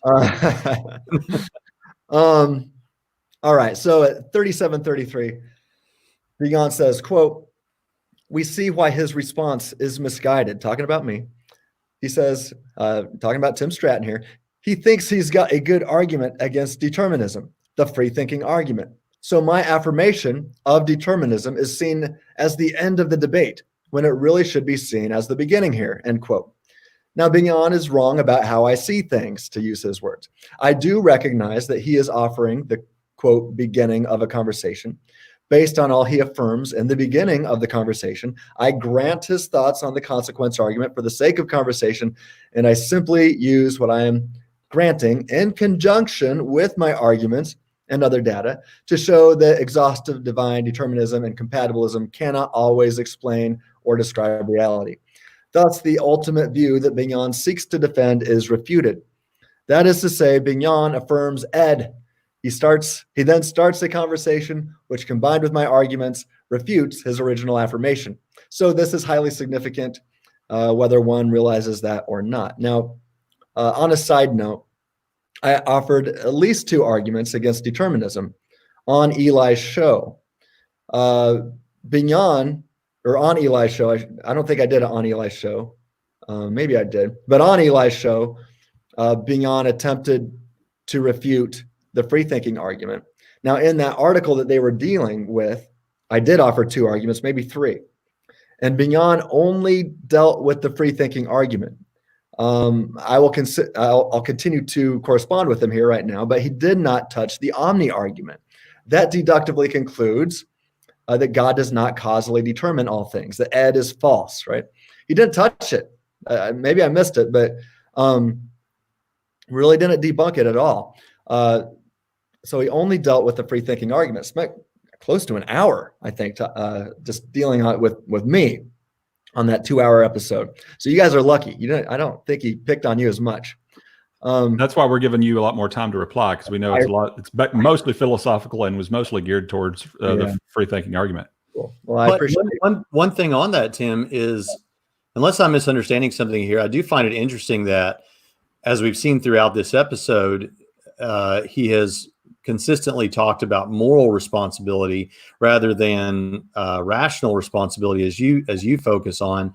And of course, that would be natural given the fact that that's the subject of his book, except for the fact that we didn't send him these particular clips that were chosen to respond to. Either he or Eli or both agreed about which clips to respond to. So we might expect a little bit more of a direct hit on your thinking as it relates to, this wasn't all about Bignon's book, although Bignon's book is great. It's about, when he's responding to you, it's about responding to the thinking of Tim Stratton on human freedom and the sovereignty of God, right? Right. Yeah, that's true. Thanks for adding that. So let's see. I think we need to play this next clip at 38:09. It is ready. All right. I'll fix the screen here and go. Yes. Okay, so let's take a look at the free thinking argument. I have the premises here. Mm-hmm. Premise 1, if humans do not possess libertarian free will, then humans do not possess the ability to gain knowledge via the process of rationality. Premise 2, humans do possess the ability to gain knowledge via the process of rationality. Therefore, 3, humans possess libertarian free will. Right. So it's an argument that I've seen him offer a couple of times. And let me make a few comments in response to that. So first, I want to point out that even if it's successful, it's not an argument for incompatibilism. It's an argument for indeterminism. And not even that, it's actually an argument against the rationality of affirming determinism. Okay. So by its own admission, the argument doesn't claim to tell you that determinism is false. It aims to show you that even if it's true, it wouldn't be reasonable to believe it. So, well, that depends. If Bignon affirms his ability to rationally infer or affirm claims of knowledge, like his knowledge claim that compatibilism is true. So if he affirms his rationality, then he affirms his libertarian freedom, which is a form of indeterminism. So if he denies his ability to rationally affirm knowledge claims, why should we care about what he says? I mean, he'd be saying that he can't rationally affirm anything that he claims to know. So if he's going to say that, then any of his knowledge claims shouldn't be, we shouldn't be impressed by them. But the way the argument is set up is if he affirms his ability to rationally infer or rationally affirm claims of knowledge, then he will be affirming that he possesses libertarian freedom to think. So the free thinking argument deductively concludes that libertarian freedom is possessed by humans. This logically follows if the premises are true. So it's an argument against exhaustive divine determinism because, as Bignon has admitted, if determinism is true, humans do not possess libertarian freedom. So he makes another mistake here. I don't think he grasps my argument. What do you guys think? I think you're right. I think let's go as a parallel to Craig's moral argument and say, if God does not exist, then objective moral values and duties do not exist. Objective moral values and duties do exist. Therefore, God exists. Someone could escape the force of that. Someone could seemingly escape the force of that argument by simply denying premise 2 and say, yeah, but I don't buy that objective moral values and duties exist. Few people, more people do it now than used to, but few people used to do that, atheist individuals, because who wants to deny objective moral values and duties? Because then Craig's going to hit you with, right. so the Holocaust of the Jews wasn't really a bad thing, right? But I don't think that holds with a rational. So we could frame up an argument similar to that for the rational side of things by saying, if libertarian freedom does not exist, then rational affirmations are impossible. But rational affirmations are possible. Therefore, libertarian freedom exists, right? But the thing about it is, the thing about that is, with rational affirmations, to deny premise 2, you can't just say, well, then let's just ditch premise 2 and be done with it. Right. You can't do that. Yeah. Because if you do that, you're giving up everything. That's you're right. giving up the whole point of the discussion. Like you said, you're throwing the baby out with the bathwater. We know that he is one of those people that affirms premise 2. He affirms that rationality is possible. And as you just said, if you're affirming that rationality is possible, well, then you're stuck. The only escape would be to deny premise 2 and just say, well, that's just the way it is. But then you need to find some other way to account for how it is that we are justified in making rational affirmations when, as you've elegantly put it before, all you got running things is the situation is like unto a mad scientist. Obviously, we wouldn't call God a mad scientist, but in terms of your level of justification, it would be the same. Well, I think, and Bignon says that the mad scientists and God are not relevantly analogous. But I think you can make a case that if God is causally determining all incorrect beliefs that anybody ever has all the time, including the incorrect beliefs of the elect, even some of the elect will be deceived. Well, you can say it's not relevantly analogous, but I beg to differ. on that view of exhaustive divine determinism, but let's bracket that for the sake of conversation right now. Leighton, anything you'd like to add? No, y'all summed it up well. All right. So at the 3908 mark, Bignon says, quote, "At most, the free-thinking argument is an argument for indeterminism, but it's not an argument against incompatibilism," end quote. Well, I think this is a straw man, because in the same article Bignon was reading from, I offered a final syllogism based on the conclusion of the free-thinking argument. And it goes like this. Premise 1, if compatibilism is true, then determinism is true. And let me just stop really quickly. By true, I mean, I'm talking about corresponding to reality, not if the thesis is coherent, right? Free will and compatibilism, or free will and determinism are compatible. I'm not saying that. I'm saying, is the thesis of compatibilism, is it true? Does it describe reality, right? So premise 1, if compatibilism is true, then determinism is true. 2, if determinism is true, then libertarian freedom is false. That is to say that humans do not possess libertarian freedom. 3, therefore, if libertarian freedom is true, if humans possess libertarian freedom, then compatibilism is false, i.e., it does not exhaustively explain reality. 4, libertarian freedom is true. Some humans do possess libertarian freedom, at least occasionally. And how do we know? Well, it was deductively concluded in the free-thinking argument. And I believe in the article I said, noted above, right? So I'm basing that premise on the deductive conclusion of the free-thinking argument. The final conclusion, therefore, compatibilism is false. That is to say, it does not always describe reality. So that deductive syllogism is in that article, wasn't even touched. And so what I do here is like I said, I give the free-thinking argument, and then I take one of those conclusions, the deductive conclusion, and insert it as a premise in the next argument. So I never claimed that the free-thinking argument by itself did such a thing. However, after reaching the deductive conclusion that humans occasionally possess the libertarian freedom to think, I offered another argument on top of said deductive conclusion. Does that make sense, guys? I followed it, so if I can follow it, most people can. All right. Okay, now I think we got to play this next clip. Because I got it at 3920, clip 12. I got it. That is correct. And ready when you are. The second thing I just want to point out in passing, it's not so much a refutation, but I think it's a comment that ought to be made. It's a bit odd that Tim Stratton claims the argument as his, because he plainly enough did not invent the argument. I mean, it can be found in multiple sources that precede him. To just say in American apologetic writings, it's at least in print by William Lane Craig or Greg Kuchel that he quotes both of them in the article. It was discussed by Richard Swinburne in 1997. Swinburne says that you can find it in J.B.S. Haldane in 1930s. So I think Tim Stratton was pretty young in the 1930s. I was too young to remember whether the argument was already on freethinkingministries.com at the time, but clearly the argument has been offered before. So I'm a little bit uncomfortable saying, well, this is the free-thinking argument by Tim Stratton. I think this is just a common claim that determines. Oh, Guillaume. Guillaume.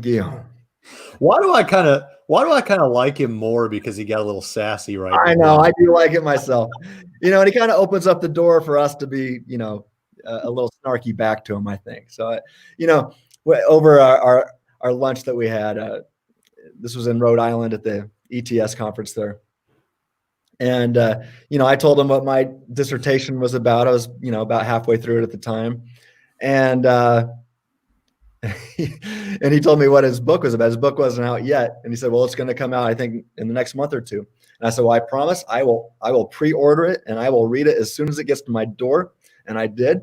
And I said, and then I said, I'll show you why you're wrong. And he goes, well, then I will refer to you as my friendly enemy. And I'm like, okay, I like it. We're friendly enemies. And again, I see him as a brother in Christ. I love the guy. I think he's brilliant. People should pay attention to him. You should buy his book. You should read it and consider it. But here I think he's being a little uncharitable. first of all, he noted William Lane Craig and Greg Koukl have offered this argument. Well, no, Bill Craig and Greg Koukl have not formulated an argument similar to or defended the free thinking argument. At least none that I've seen in print. What they have done, however, is discussed this issue and provided great points supporting the key premise of the syllogism that I call the free thinking argument. After all, that's why I quoted those two guys. He admits that I quoted them. Indeed, I've made it clear in the past that I stand on the shoulders of giants. Be that as it may, the free thinking argument, and particularly the way I uniquely defend it, is original to me, right? The syllogism, I've never seen it worded anything worded in this manner, reaching these kinds of deductive conclusions. And definitely the way I defend it is original to me. I've been quite clear about this on my own website. And so allow me to quote myself from freethinkingministries.com. Quote, this is me. Quote, I am not the first person to argue in this fashion. Although the free thinking argument is a syllogism original to me, C.S. Lewis pointed out some of these problems long before I was born. I was pretty young back then, right? I go on to say, although I was unaware of his work, C.S. Lewis's work in this field, obviously I grew up with the Chronicles of Narnia, but prior to first crafting the free thinking argument, I was unaware of Lewis's work, okay? I go on to say, great thinkers of the past have argued in a similar fashion, as he notes. I say Lewis defended a similar line of argumentation in his 1947 book, Miracles, a Preliminary Study. 13 years later, in the second edition of Miracles, Lewis significantly revised and expanded his argument. Many others have noticed problems like these and have crafted similar yet different arguments. Just as William Lane Craig stands on the shoulders of great thinkers of yesteryear, such as Al-Ghazali and Gottfried Wilhelm Leibniz, to craft unique syllogisms and defend arguments, I also stand on the shoulders of giants like C.S. Lewis and the others who provide foundations for my unique syllogism, end quote. So again, I've said this on multiple occasions. It's on my website. And so it's not like I'm trying to be sneaky here and say that all of these thoughts are original to me.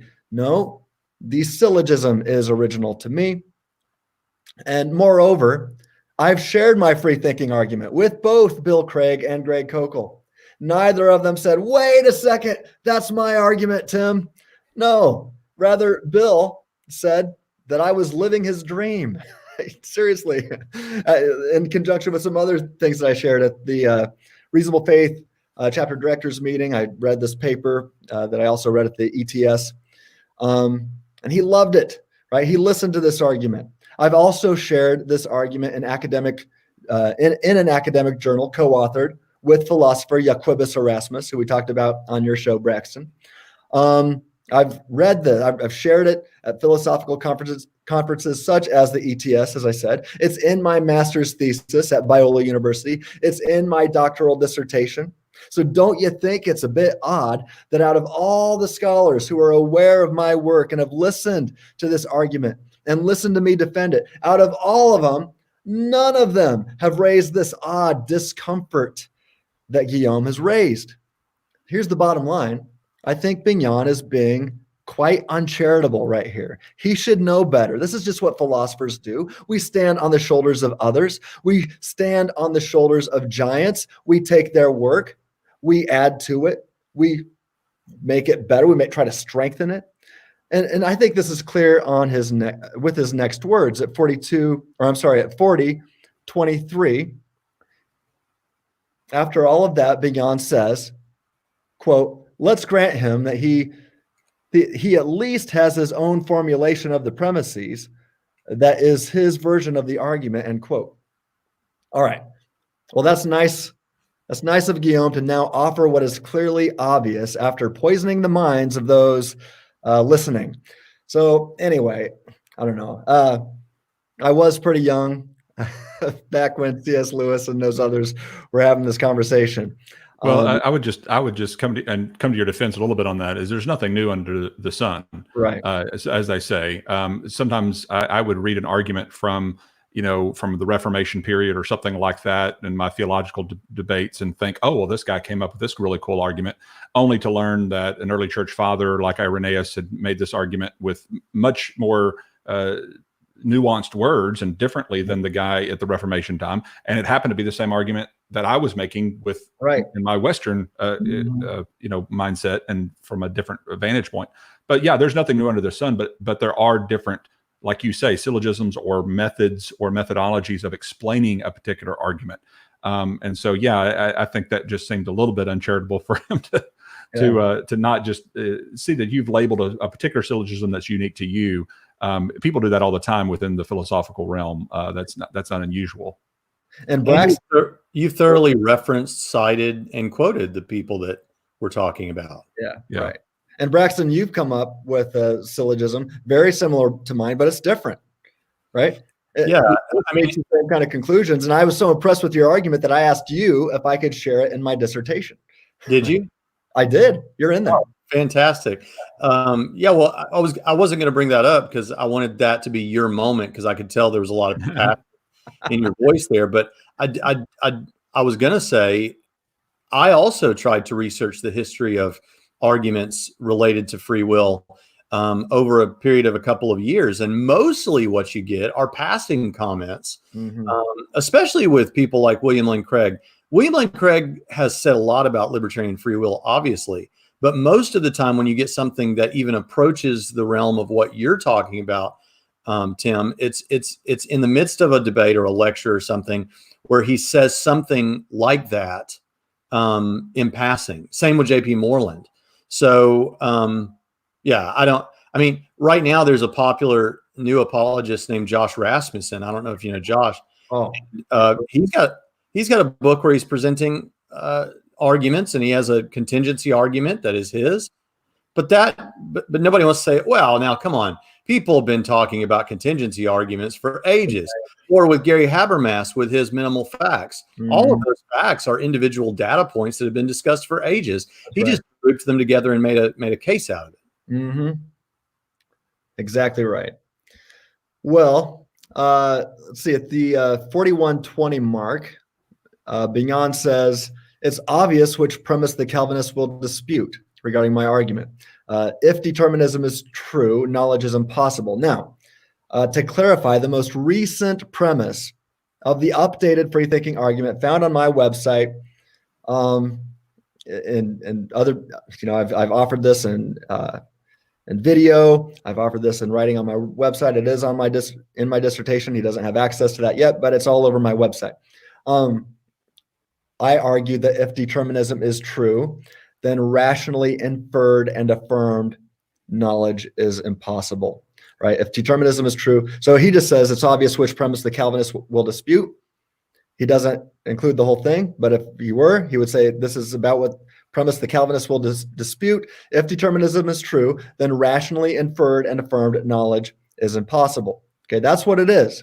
But he did not include the words rationally inferred and affirmed. So to clarify, the most recent premise, that's what it is. So, and in fact, I think this is exactly how I say it. If humans do not possess libertarian freedom, then it is impossible for humans to rationally infer and rationally affirm knowledge claims. So that's vital to see. You can't, I take some of the blame in my early offerings of this argument. In the same way where Dr. Craig would just say objective moral values and duties exist. What do you mean by exist? It really needs to be unpacked more. And I thought I could just say rationality and knowledge. Just talk about rationality and knowledge. Well, I realize now that I need to distinguish what kind of knowledge I'm discussing here. And this is going to be a major point here of missing the point and talking past each other, I think. Because Bignon exclaims, quote, the indeterminist must support the premise or the argument remains question-begging, end quote. And that's true, I agree. But fortunately, this is exactly what I've offered on multiple occasions. We've talked about the mad scientist thought experiment. I will share that soon. But I offered that when Guillaume was on Eli's show. I typed a question in for him to interact with. I brought up the mad scientist thought experiment, and I don't know if he realizes this now, but at the time, he failed to address it correctly. And many people did see that he failed to address it correctly. But we'll talk about that more soon. Let's see. Let's play this next one. It's at 4140. Here we go. Then when the incompatibilist is asking, so how do you know anything on determinism? The Calvinist can answer with a number of possible accounts of knowledge. You can be an internalist or an externalist.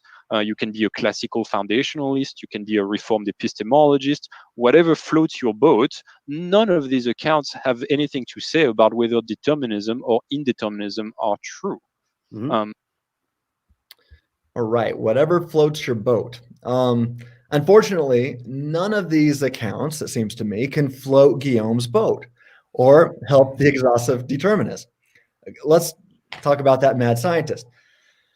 If the mad scientist is causing and determining everything Guillaume thinks of and about, and exactly how Guillaume thinks of and about it, including the next words that will come out of Guillaume's mouth, how can Guillaume, not the mad scientist, rationally affirm any of his beliefs, especially his belief in question, without begging the question?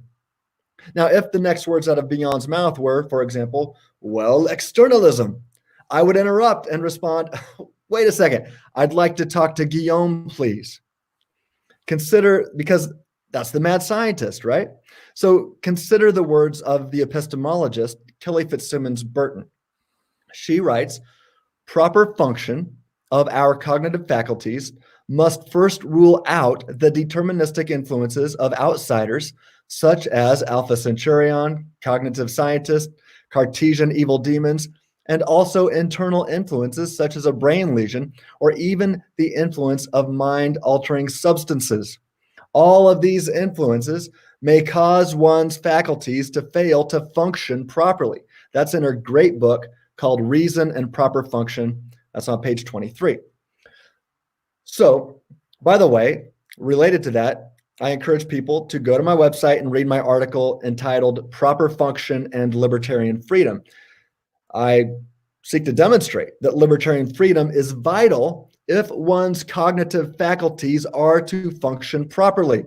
And if one has lost the ability to freely think in a libertarian sense, then something has gone terribly wrong with one's cognitive faculties. So I just don't think throwing out all these other views on epistemology can do anything to escape the challenge of the mad scientist. What do you guys think? Especially given, to bring it home, especially given the fact that, as you noted earlier, even if you don't want to say something disrespectful about God, even on another understanding of theology proper, on Calvinism, God does, through secondary indirect causes, determine that we end up thinking wrong things, right? Mm-hmm. Even about this issue. Yeah. So that, I think, was a good thing you brought out earlier that should be brought up again. We're not just talking about disrespectfully a mad scientist, and we're not talking about, well, like we would in an atheistic naturalist, where the mad scientist is also not a mad scientist, but the random events of the past history of the universe. Right. But God, if it is the case that God does determine people to have wrong beliefs, which the Calvinist must affirm if he's going to be the Edwardian Calvinist, right? Then you still have the problem of the mad scientist, and you can't rationally affirm. And like you said, depending on which model, I think the strongest part of that was, wait a minute, I want to talk to Guillaume right now, not the mad scientist, because even your choice of an epistemological structure is false prey to the problem. That's right. That's exactly right. Well, and my whole thing with the whole, if it's relevantly analogous, and you may have mentioned that, I had to slip off real quick. I had a family thing to deal with, but it seems to me, how do you just say it's just not relevant? I mean, can you? I'm not a philosopher by trade, as you guys know. Is it legal in philosophy and debate just to say, well, that's just not relevant? I mean, it seems like that seems like I don't know. It just seems like a cop out to say, well, it's just not relevant. It's almost like when Chris Date and I were discussing, he finally got to the point, well, I just can't relate to you on that point.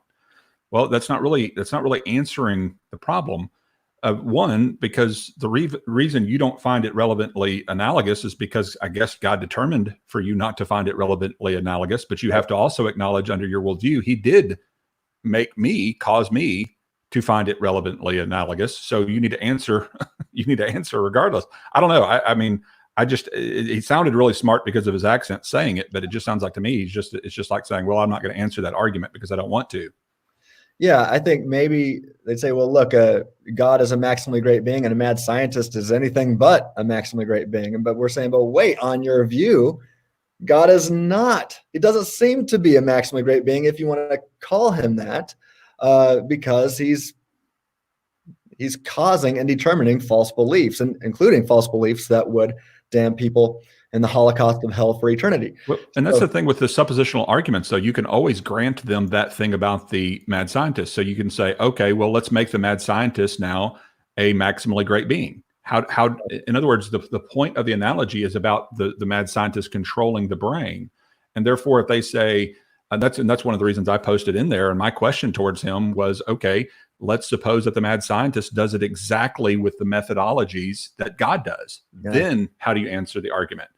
And in other words, he keeps trying to say that there's other factors that aren't relevant to the point of contention, which is regarding the determinism aspect of it. And it thus never really, at least in my estimation, and again, maybe I'm missing something because of my lack of training in the field, but it just seems like he's just almost in a sense maybe special pleading or just saying, well, I just don't have to answer that argument because I don't want to. I think that sounds right. And you're not even a philosopher. You do pretty good. I'm learning from the best, though, right now. Actually, truth be told, my PhD is not in philosophy.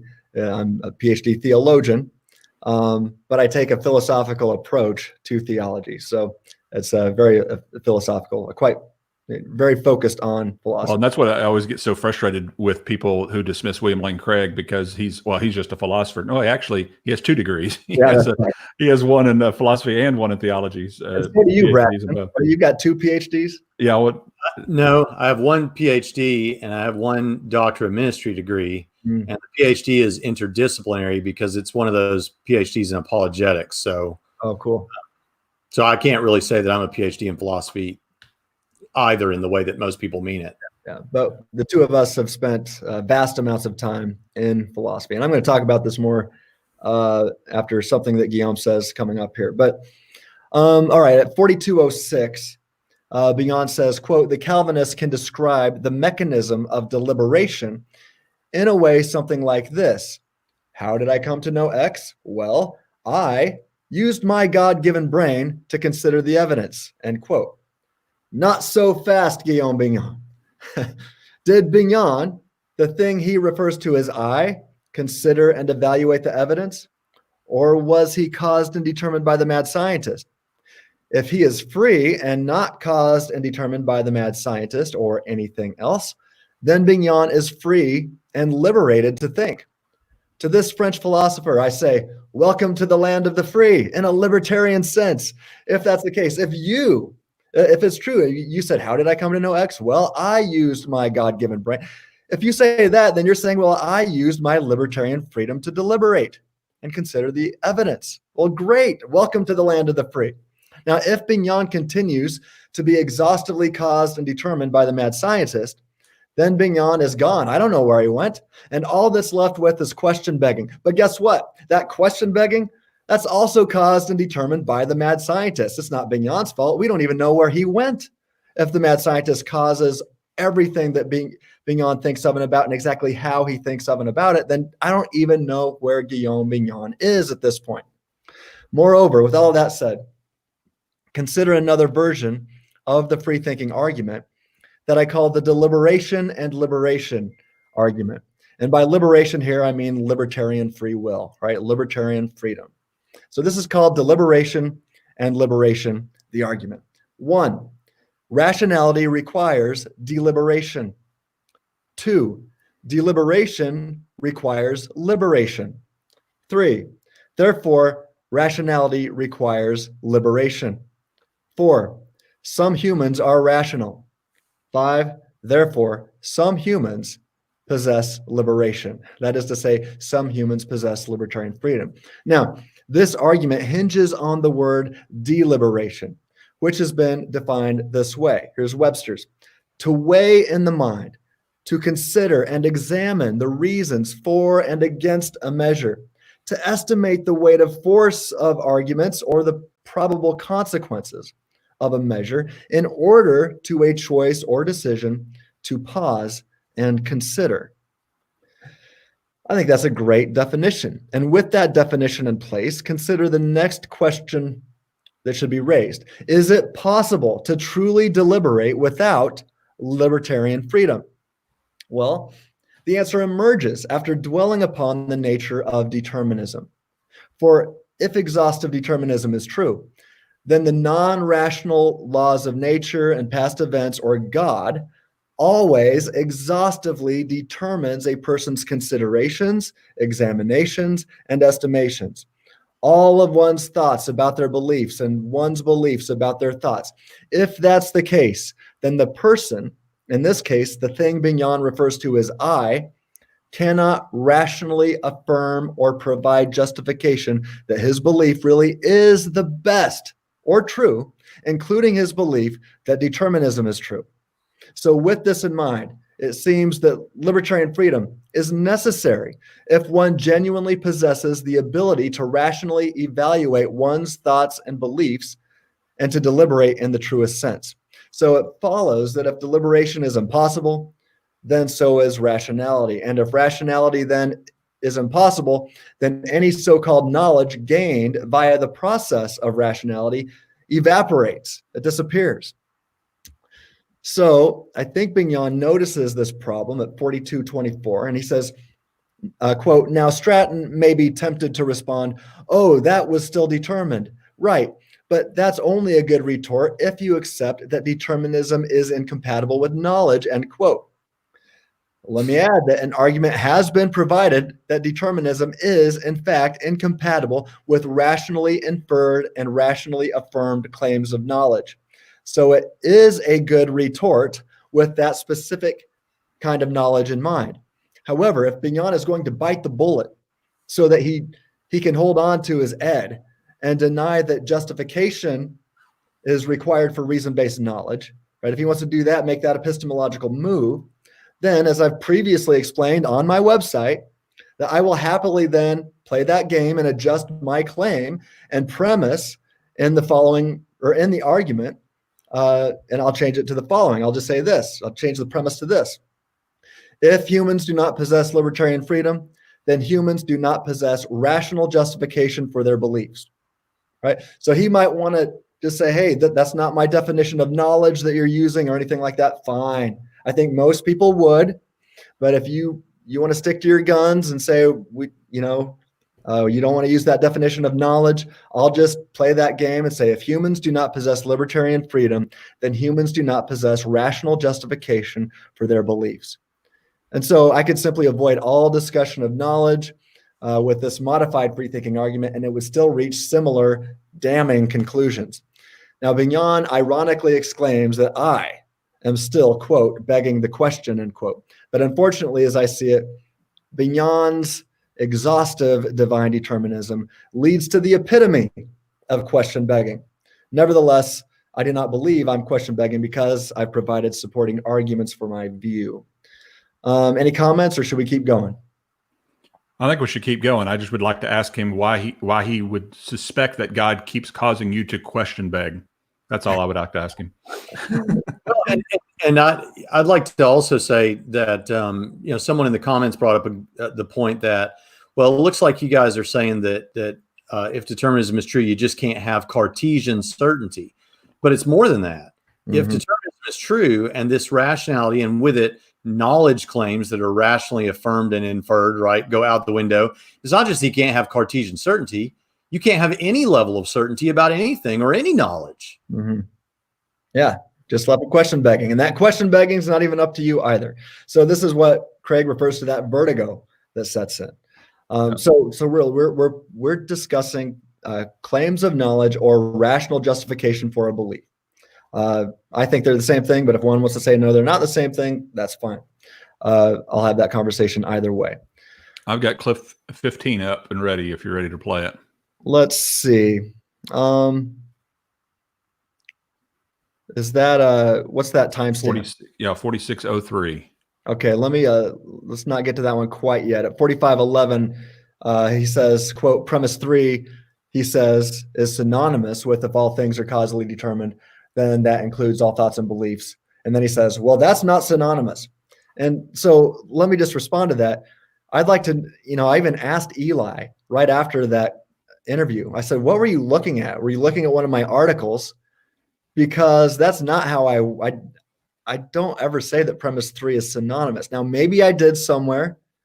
I couldn't find it on my website. It might be on there. But I know the vast majority of times when I type this out, a lot of times, if I'm having that discussion again, I'll copy and paste it. And that's not what it says. I don't say that premise 3 is synonymous.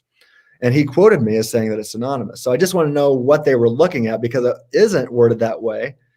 Unless I'm just missing something in the article that they were reading from, or that at least I thought they were reading from.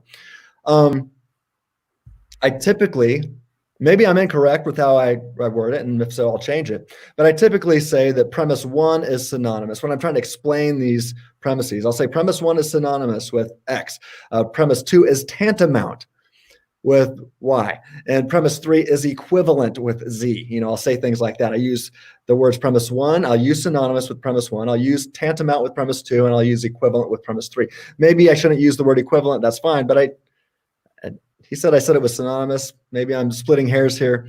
But when I do that, after the third premise, I immediately clarify what I mean by that and explain right away, noting that, quote, if our thoughts and beliefs are forced upon us and we could not have chosen better beliefs, then we are simply left assuming, end quote. Now, the earliest I found this specific kind of wording on my website was in an article that I wrote in 2015, I think even before the website officially launched.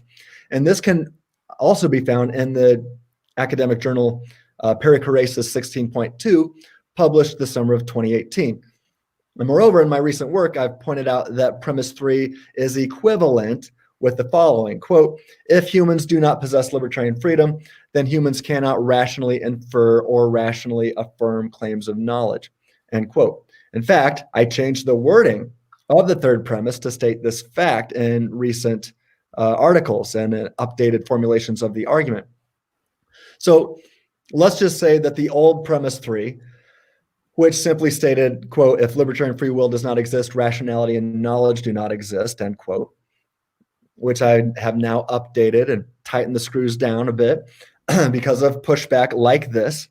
So let's just say, I'll grant that it's virtually synonymous with the following. It's virtually, basically the same as this, quote, if one cannot freely think about competing ideas, then one cannot rationally choose the best of these competing ideas, or something like that.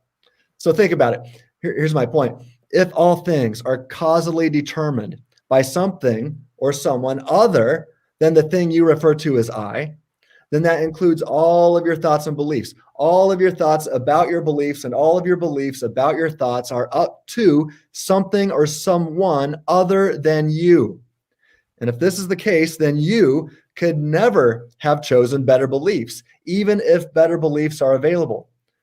Thus, you are left with nothing but question-begging assumptions, and thus rationality and any apparent knowledge gained via rationality does not exist. So as I see it, that makes sense, and it is sensible. What do you guys think? Yeah, I'm with you. Cool. Well summed up. I liked it. All right. So at 45:38, Bignon says that I might claim that one entails the other. He says I'll disagree, and the argument will immediately be question begging, he says. Now, wait a second. Just because Bignon disagrees doesn't mean I'm begging any questions. I digress. For Guillaume's sake, let's just say that one entails the other, and I've explained why this is the case and defended this view at length. Thus, no questions have been begged on my side of this conversation here. With that said, Bignon, as has been demonstrated, is the one begging questions. And this was clear in the Q&A on Eli's show when I sent him my question. He begged the question in response. We'll discuss that soon. So, Leighton, you said you had 4603 ready to go? I do. All right, let's do it. You share that. Yeah, pull it up there. All right, you got it. Well, he goes on to say, he says, if our thoughts and beliefs are forced upon us and we couldn't have chosen better beliefs, then we're left assuming that our determined beliefs are good, let alone true. Therefore, we can never rationally affirm that our beliefs really are the inference to the best explanation. We could only assume it. Knowledge is defined as justified true belief, and if you don't have warrant or justification, then it's not knowledge. If one cannot freely infer the best explanation, then one has no justification that their belief really is the best explanation. Without justification, knowledge goes down the drain. All we are left with is question-begging assumptions, a logical fallacy. How would you respond to that? Yeah, so there's a couple of blunders there, and I want to proceed a bit cautiously. I'm a philosopher of free will, not an epistemologist, but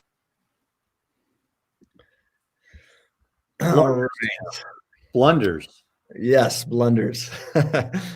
So, yeah, he said that, first of all, said that I'm making some blunders, but then notes that he's a philosopher of free will, not an epistemologist. And technically speaking, as I was just discussing with you guys, my PhD is not in epistemology either. So I've got to be a bit cautious here myself. I am a systematic theologian who focused on metaphysics and epistemology during my doctoral studies. Be that as it may, I made sure to surround myself with both metaphysicians and epistemologists while conducting my research and writing my PhD dissertation. I interviewed and discussed these matters with epistemologists who hold different and competing epistemological views. And fortunately, none of them said I was wrong or making mistakes. In fact, after surveying my arguments, each of them either endorsed my argument or said something to the effect that I was probably onto something. Or I think one of them said that, I don't want to throw out any names right now, but one of them, who many people would probably think would disagree with me, actually said that he was inclined to agree with me after hearing my case. So make no mistake, please do not think I'm appealing to authority to conclude my views are true. Not at all. I'll let my arguments and my defense of them do the talking.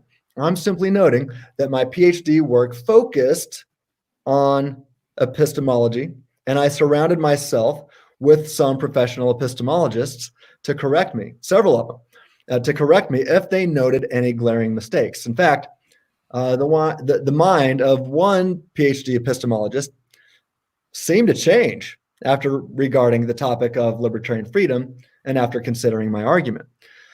So I might be talking about that later in other writings, but as for now, let's note that at 4655, Bignon admits that he has a layperson's understanding of epistemology and then proceeds to tell me all of my mistakes. And he says, first, he seems to say that all knowledge is inferred, end quote. That's not my claim at all. I mean, people that have been following my work on a regular basis know that that's not what I'm arguing for. It might be the case that there are some things that I possess knowledge of that are not abductively gained through the inference to the best explanation. However, on Bignon's view of exhaustive divine determinism, one cannot rationally infer the best explanation that has been decided and causally determined by something or someone other than Bignon. So there is an entire swath of knowledge not available to the exhaustive determinist. And again, if he wants to avoid talking about the word knowledge, that's fine. I'll just say you don't have rational justification for your beliefs, and I think we can reach similar conclusions. But here's the bottom line. Since Bignon fails to grasp my argument and what my intent and the point here, his objection, since he misses the point, attacks a straw man. Let's play Let's play the 4740 clip. Let's switch this up.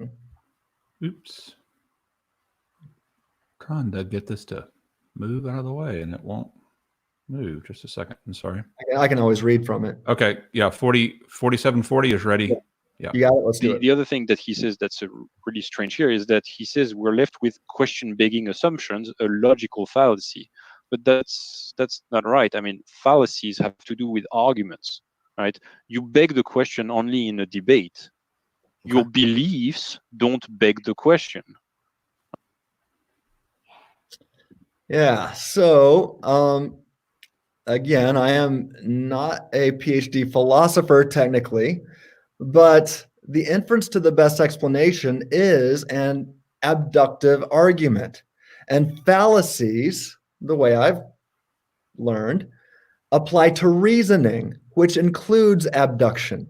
So you don't always have to be having a debate to commit a fallacy. You can commit a fallacy in your reasoning process, right? And that's what I'm pointing out Bignon is guilty of here. Moreover, there are other implied arguments. Let's go back to the mad scientist once again.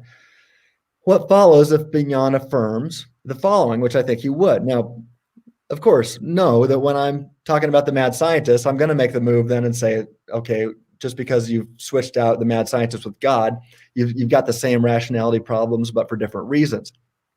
But let's just look at this. I think Bignon would affirm the following. I don't want to demand that I don't want to put these words in his mouth and say these are his words, but I think he would affirm the following.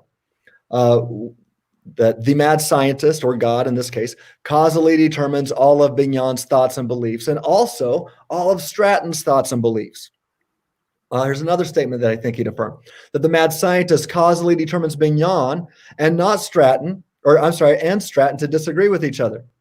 He determines at least one of them to think and believe incorrectly. I think this is what he would have to affirm on his view that God exhaustively causally determines all things all the time. I think he would affirm the following, that the mad scientist, or God, causally determines Bignon, not Stratton, to think correctly. Next one, Bignon says he knows this because the mad scientist causally determines him to think this is the case. And finally, he can conclude that because he was causally determined by the mad scientist or God to do so, that therefore Stratton is wrong. The mad scientist or God has caused Stratton to be wrong. Too bad for Stratton. So, I mean, with all that said, I hope Bignon can see the problem. I at least hope that those following along can see that this is a bad argument. What do you guys think? Do you think he would affirm those things? I think he would have to. Yeah. And this goes back to a moment ago, I was rethinking what I'd said because I used philosophically a strong term. A compatibilist must affirm that God determines people to have wrong beliefs. Mm-hmm. If he's causally determining all things and there are people who have wrong beliefs, he's causally determining people to have wrong belief. There's no way around that. Yeah. So every false belief that's ever been possessed by a person, ever, even go from all humans and all demons and whatever, always has to be causally determined by God. That seems. Yeah. And also to your point about spotting logical fallacies in informal conversation, or when it's not a philosophical argument or syllogism being presented. I've listened to dozens of classes on logical fallacies, and you know what almost all of them share is the professor who's introducing this to students who've never heard it before will often say, you can spot this when you're watching the news. You'll see news broadcasters do this. You'll see politicians do this when they're talking to reporters. And those are situations where a formal syllogism is not being brought. Yeah, that's right. And there's no debate going on. Leighton, you got anything? I agree. I mean, well, for time's sake, All right. I think you summed it up really well. Yeah, I'll just add the bottom line here is if one affirms that someone or something else exhaustively causes and determines everything one thinks of and about and exactly how one thinks of and about it, and then goes on to affirm that the mad scientist or God causes and determines him or her to think correctly, and the one who disagrees with him or her to think incorrectly, then that is the epitome of fallaciousness, or so it seems to me. All right, at the 48 mark, Bignon says that Tim is suggesting that we need arguments to support all of our beliefs. If that's the case, that's obviously wrong, end quote. Fortunately, that's not what I suggest at all. This is only the case regarding the inference to the best explanation. However, when it comes to rational affirmation, a different kind of thing than inferred claims of knowledge, but when it comes to rational affirmation, then Bignon, it seems to me, will be at a loss to rationally affirm at least the majority of his beliefs, maybe all of them, of what he would call his beliefs, because my mad scientist thought experiment seems to demonstrate this with force. Again, so it seems to me.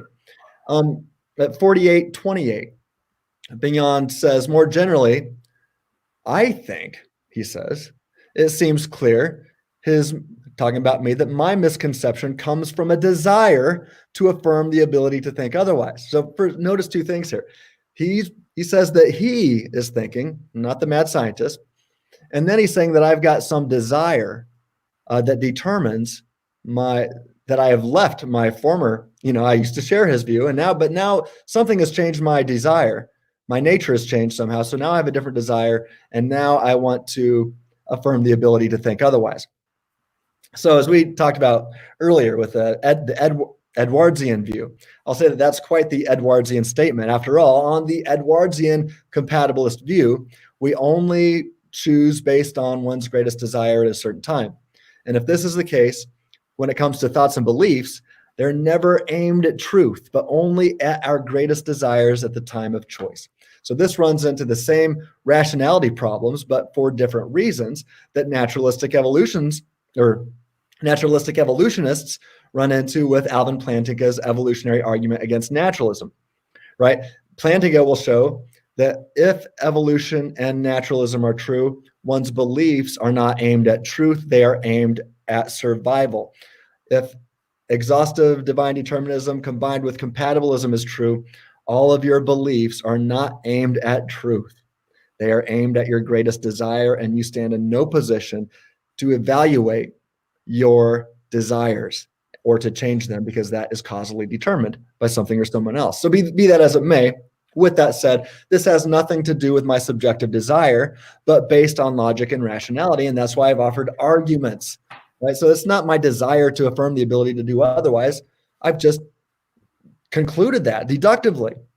So on top of that, well, I think that the ability to think otherwise is vital. Again, I note my article that I mentioned earlier about free thinking needs the PAP. I do think it's vital. It's even more essential to not have all of one's thoughts causally determined by someone or something else. That is to say, sourcehood, libertarianism, is essential. And this is what is forcefully demonstrated by my version of the mad scientist thought experiment. So let's, for the sake of time, Eli quotes me. I'm going to skip that. I'll just say that this is at the 48-46 mark. And Bignon responds that I'm making an equivocation between conditional and categorical abilities. And unfortunately, that's not the case. The condition here is in the hands of the mad scientist or God. And I think we talked about this in one of our previous conversations between the three of us. Talk about what the condition here is. Bignon, on this odd view, would believe think about this. He would believe libertarianism is true if the mad scientist causally determined Bignon's nature to have a greatest desire for libertarianism to be true. But as it turns out, the mad scientist causally determined Bignon's nature to have a greater desire for exhaustive determinism. Well, so there you see, it's not aimed at truth, it's aimed at your greatest desire, and that greatest desire is based on your nature, which is based on God's will or the mad scientist, one of the two. So someone or something else other than the thing you refer to as I. So the free thinking argument is not making this so-called equivocation as Bignon claims. At 49:18, Bignon makes it clear. He says, quote, this is big. He says, I'm very happy to say that if you are coerced to affirm X, so that you will believe X no matter what your reasoning tells you, then your belief in X is not warranted. In fact, I think that's important. We should listen to him say it in his own words. I've got it ready right here. 49:18 and go. So I'm very happy to say that if you're coerced to affirm X, so that you will believe X no matter what your reasoning tells you. All right, so then you would be lacking even the conditional ability to believe otherwise, let's say. Then your belief in X is not warranted. Yeah, if what you believe is determined to be such no matter what your reasoning tells you, then this is not warranted. You don't have knowledge. But in the normal cases, God can determine you to believe X through all the right mechanisms of rational thinking and deliberating in a way that does not exclude rationality at all. So, all right, thanks for sharing that. I've just got to say amen to that. Thank you, Guillaume, because this makes my point. Think about it. If the mad scientist causally determines everything Guillaume Bignon thinks of and about and exactly how Bignon thinks of and about it, then your reasoning, as he says, does not exist. Thus, on exhaustive divine determinism, Bignon does not reason. He's not the one doing it. And he continues and he says, but God can determine you to believe X through all the right mechanisms, end quote. But you see, that's irrelevant. That misses the point. The mad scientist could do the same thing also. The point of my argument, the point not to be missed, is that if exhaustive divine determinism is true, or exhaustive determinism across the board is true, even if it's naturalistic determinism, right? But in this case, if exhaustive divine determinism is true, if Ed is true, Bignon does not reason, and thus Bignon does not possess reason-based knowledge. Moreover, on Bignon's view, God causally determines some people, including some of the elect, to hold true beliefs, and other people, including some of the elect, to hold false beliefs, because even Scripture talks about even the elect will be deceived, right? Well, with this odd view in mind, how can Bignon rationally affirm or argue that this deceiving God, and I would use the word God there, we've talked about this a little bit already today, but I would use the word God with a little g here, because that's clearly not a maximally great being. Because how can Bignon rationally affirm or argue that this deceiving God has causally determined Bignon to hold correct thoughts and beliefs through all the right mechanisms, as opposed to Tim Stratton without begging the question? Well, good luck with that. Indeed, I don't even know what the word proper means here. What does proper even mean if everything always happens exactly the way God makes it happen? Because he causally determines everything across the board. Ed, what does proper even mean, or improper for that matter? It seems that even if one is causally determined to hold false beliefs and think those false beliefs are true, then in an ultimate sense, it is proper. But finally, replace the mad scientist with physics and chemistry, God, or anyone or anything else, and one has the exact same rationality problems, but for different reasons. I quoted the epistemologist Kelly Fitzsimmons Burton earlier. I want to read from her book, Reason and Proper Function, again, same quote, but let it sink in. She says, proper function of our cognitive faculties must first rule out, she's talking about the deterministic influences of outsiders such as Alpha Centaurian, cognitive scientists, Cartesian evil demons, and also internal influences such as a brain lesion or even the influence of mind-altering substances. All of these influences may cause one's faculties to fail to function properly, end quote. Reason and Proper Function, fantastic book. It's a little book. You can probably read it in one night, but it is very good. I read it on an airplane trip. Ask me that, Tim, real quickly. And pardon me? Oh, yeah. To this real quickly, I'll be brief. But I think there's a word, and somebody else in the chat mentioned this. I was already thinking of bringing this up. He says coerced. So the statement that he makes that we amen to, and I agree with you, we should say amen to that. I don't think he sees himself as giving up so much ground but also not only for the reasons you mentioned, but also because in the early chapters of his book, of course, he goes through the various ways by which Arminians, he says, have, or incompatibilists have characterized what determinism is like a robot or like a puppet or like being coerced or whatever. And he, as we said in a previous episode, he shows the ways that in any particular one of those, there's something dissimilar in a meaningful way from our experience. Mm-hmm. And when it comes to this issue, I think you would say, right, because the principal important thing here is that the determinist doesn't believe that you're being coerced. And when he talked about coercion, he used it in the sense that, say, a Webster's dictionary definition of coercion would be like someone's threatening you or using some kind of physical force to make you do something. But as we said in the previous episode, the thing that I think is relevant here is not what is specifically different in each case of the puppet or the pet or the robot or coercion, but the similarity across all of those, which is that something external to you is determining what you will do. And so by labeling, but by saying, look, it's not coercion, so we don't have a problem here, I think is to miss the deeper point that something external to you is determining what you will do here, like you talked about, Tim. That's the deeper point. So it's really irrelevant whether we're talking about coercion.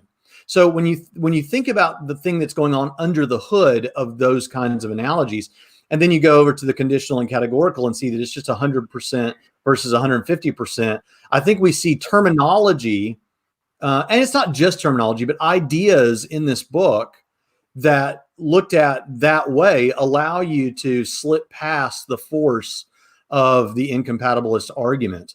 But I think if you look under the hood, it still falls out in our direction. I think it does too. Yeah. Well, and I would just make the bring the biblical argument and kind of what is intuitively known to be false or true based upon what the scripture clearly gives us. Would you ever say, if you said X is not from God, X being that factor, X is not from God, and you have Bible verses that clearly say X is not from God, or X was not decreed by God, and then you have a philosopher step in and go, everything, including X, is decreed by God. Everything, including X, is causally determined by God. Then I have to go, okay, which am I going to go with? The Bible that says in 1 John 2:16 that the lust of the flesh and the pride of life are not from the Father, but from the world? Or do I go with a philosopher that says, because of my, deductive argumentation from rationality, I have to conclude that everything, including X, comes from God? And I just have to say, I go with the Bible on those situations, even though you may rationally try to make an argument as for why everything must necessarily come from the Creator. I just have to go, well, even though I may not fully be able to comprehend and understand or argue with somebody as smart as Bignon, I have to go with the Bible on this one and say that the fishermen who helped to write the Bible, who probably had a third grade education, when they say something's not from the Father or God doesn't tempt anybody to evil, I'm going to side with the weak that God chose to write the scripture. And when I get to heaven, God can scold me and say, no, actually, I was causally determining you to have pride and lust and all those kinds of things for my own glorification. And I'll go, oh, well, I was going with the fisherman's account of it that you gave me in the inspired word. I should have, I guess, listened better to Bignon, and I'll take my punishment when I get to heaven. So, yeah, but those same words that would have just come out of your mouth would also be causally determined by God. Yeah, I guess so. That would have to be the case. Absolutely. That's what follows if exhaustive divine determinism is true. And that's what we're arguing against primarily here. So, good points, guys. Yeah, so just talking about proper function and what that even means. Last thing I want to say on that is there does not seem to be any functioning at all if something or someone else causally determines, directly or indirectly, exactly what one always thinks of and exactly how one always thinks about it. So that's the problem you're left with on exhaustive determinism. At the 50-minute mark, Bignon says, quote, it's in a way that you could have believed otherwise if conditionally something has been different, end quote. And again, I'm not just talking about beliefs. I'm more focused on thinking. So he should have said it's in a way that you could have thought and believed otherwise if conditionally something had been different, end quote. So with that in mind, Bignon says this conditional is the key. But I think he's wrong because think about it. On exhaustive divine determinism, the conditional is how God causally determines Bignon to think about and evaluate evidence and arguments. It's not up to Bignon. God is responsible, and God is the conditional on ed. Now, Bignon brings up John Martin Fisher's reasons responsiveness view. And on this view, combined with exhaustive divine determinism, God causes and determines Bignon's evaluations, causes and determines his judgments, and causally determines exactly how Guillaume thinks about Fisher's view, for example. So for example, God causes and determines Bignon to think this view is good, even if it's actually bad or incorrect. So on exhaustive divine determinism, God could causally determine Bignon and me to think correctly. We both used to share the same view. Probably he was still an atheist when I was a Calvinist. However, if all things are caused and determined by God, then ultimately all incorrect beliefs are caused and determined by God as well. And no one would be in a position to ever evaluate or judge who is right or who is wrong, because or even our evaluating thoughts are caused and determined by God. Again, this vertigo should set in right now. And Bignon raised the point that the evidence, he talks about the evidence of his wife baking bread causes him to believe that his wife baked bread. And that, if she was baking a cake instead of bread, conditionally something would be different and he'd hold a different belief. Sure. Now, although I could press him on this, let's not focus on non-empirical, or I'd like to focus on non-empirical based reason. So let us focus on our ability to rationally evaluate concepts, ideas, propositions, arguments, policies, thought experiments, etc. That is what the free thinking argument is really laser focused on here. And if a mad scientist causes and determines exactly what Bignon thinks of and about and exactly how Bignon thinks of and about it, then Bignon is at an epistemic loss to rationally affirm his beliefs. 5112. Bignon says that he can turn the heat on the incompatibilist and charge that one's belief is arbitrary if it is not causally determined. I've been hearing this a lot lately, that if your belief isn't causally determined by someone or something else, then it's arbitrary. Now, this doesn't seem quite right. I mean, after all, God provides a good example of something where this is not the case. Are God's beliefs arbitrary since they are not causally determined by something other than God? Of course not. So it stands to reason that if I am created in the image or likeness of God, that I am free to think, reason, and approximate to God's perfect standard of knowledge. I've got a recent article, I published it earlier this week, I think, called How the Soul Provides Freedom. That's on freethinkingministries.com. How the Soul Provides Freedom. So this seems to be a weak, I don't know if I'm pronouncing this right. It's a tu quo qui objection. Is that right, Braxton? It is. All right, I nailed it. All right. So, or we could call it the yo mama fallacy. Yo mama. Yeah, that's right. I like that one better. I can pronounce that easier. Yeah, I think I've heard Dr. Craig refer to it as so's your old man fallacy. So the determinist might note that on an exhaustive deterministic view that he cannot rationally infer or rationally affirm claims of knowledge. But then he retorts, well, your beliefs are arbitrary, so you got the same problems too. Well, yeah, so's your mama, so's your old man. Well, no. I mean, first of all, like Alvin Flanagan would say, why think a thing like that? If we are immaterial thinking things, which is how I've defined the soul in the past, right? If we are immaterial thinking things in the image of God, given the capacity to approximate to God or not, then our beliefs are not arbitrary, but based upon reason and rationality, a gift from God. So that's the epitome of proper function, right? If you do not possess the ability to reject incoherent thoughts and beliefs in favor of coherent thoughts and beliefs, then something seems to have gone terribly wrong with your cognitive faculties. Indeed, they do not seem to be functioning properly at all. Any comments on that? Tim, obviously a lot of people would challenge, and I know this came up on your discussion with Eli when you were on his show, but people will challenge and say, even if I were to grant you that God is able to make these libertarianly free choices that are neither determined nor arbitrary, or random, we might say, that doesn't show that could ever be the case for humans. But what it does show, at the very least, is that such a concept is possible. Yeah. And so then I would think that someone else would have to argue that this thing that we know now real can't be the case with humans, which would put them in a tough spot, I think. Leighton, are you hearing that? You seem to be cutting out a little bit. Yeah, it's kind of chopping in and out. I'm not sure if my internet's going weak or what, but yeah, you are kind of choppy on me.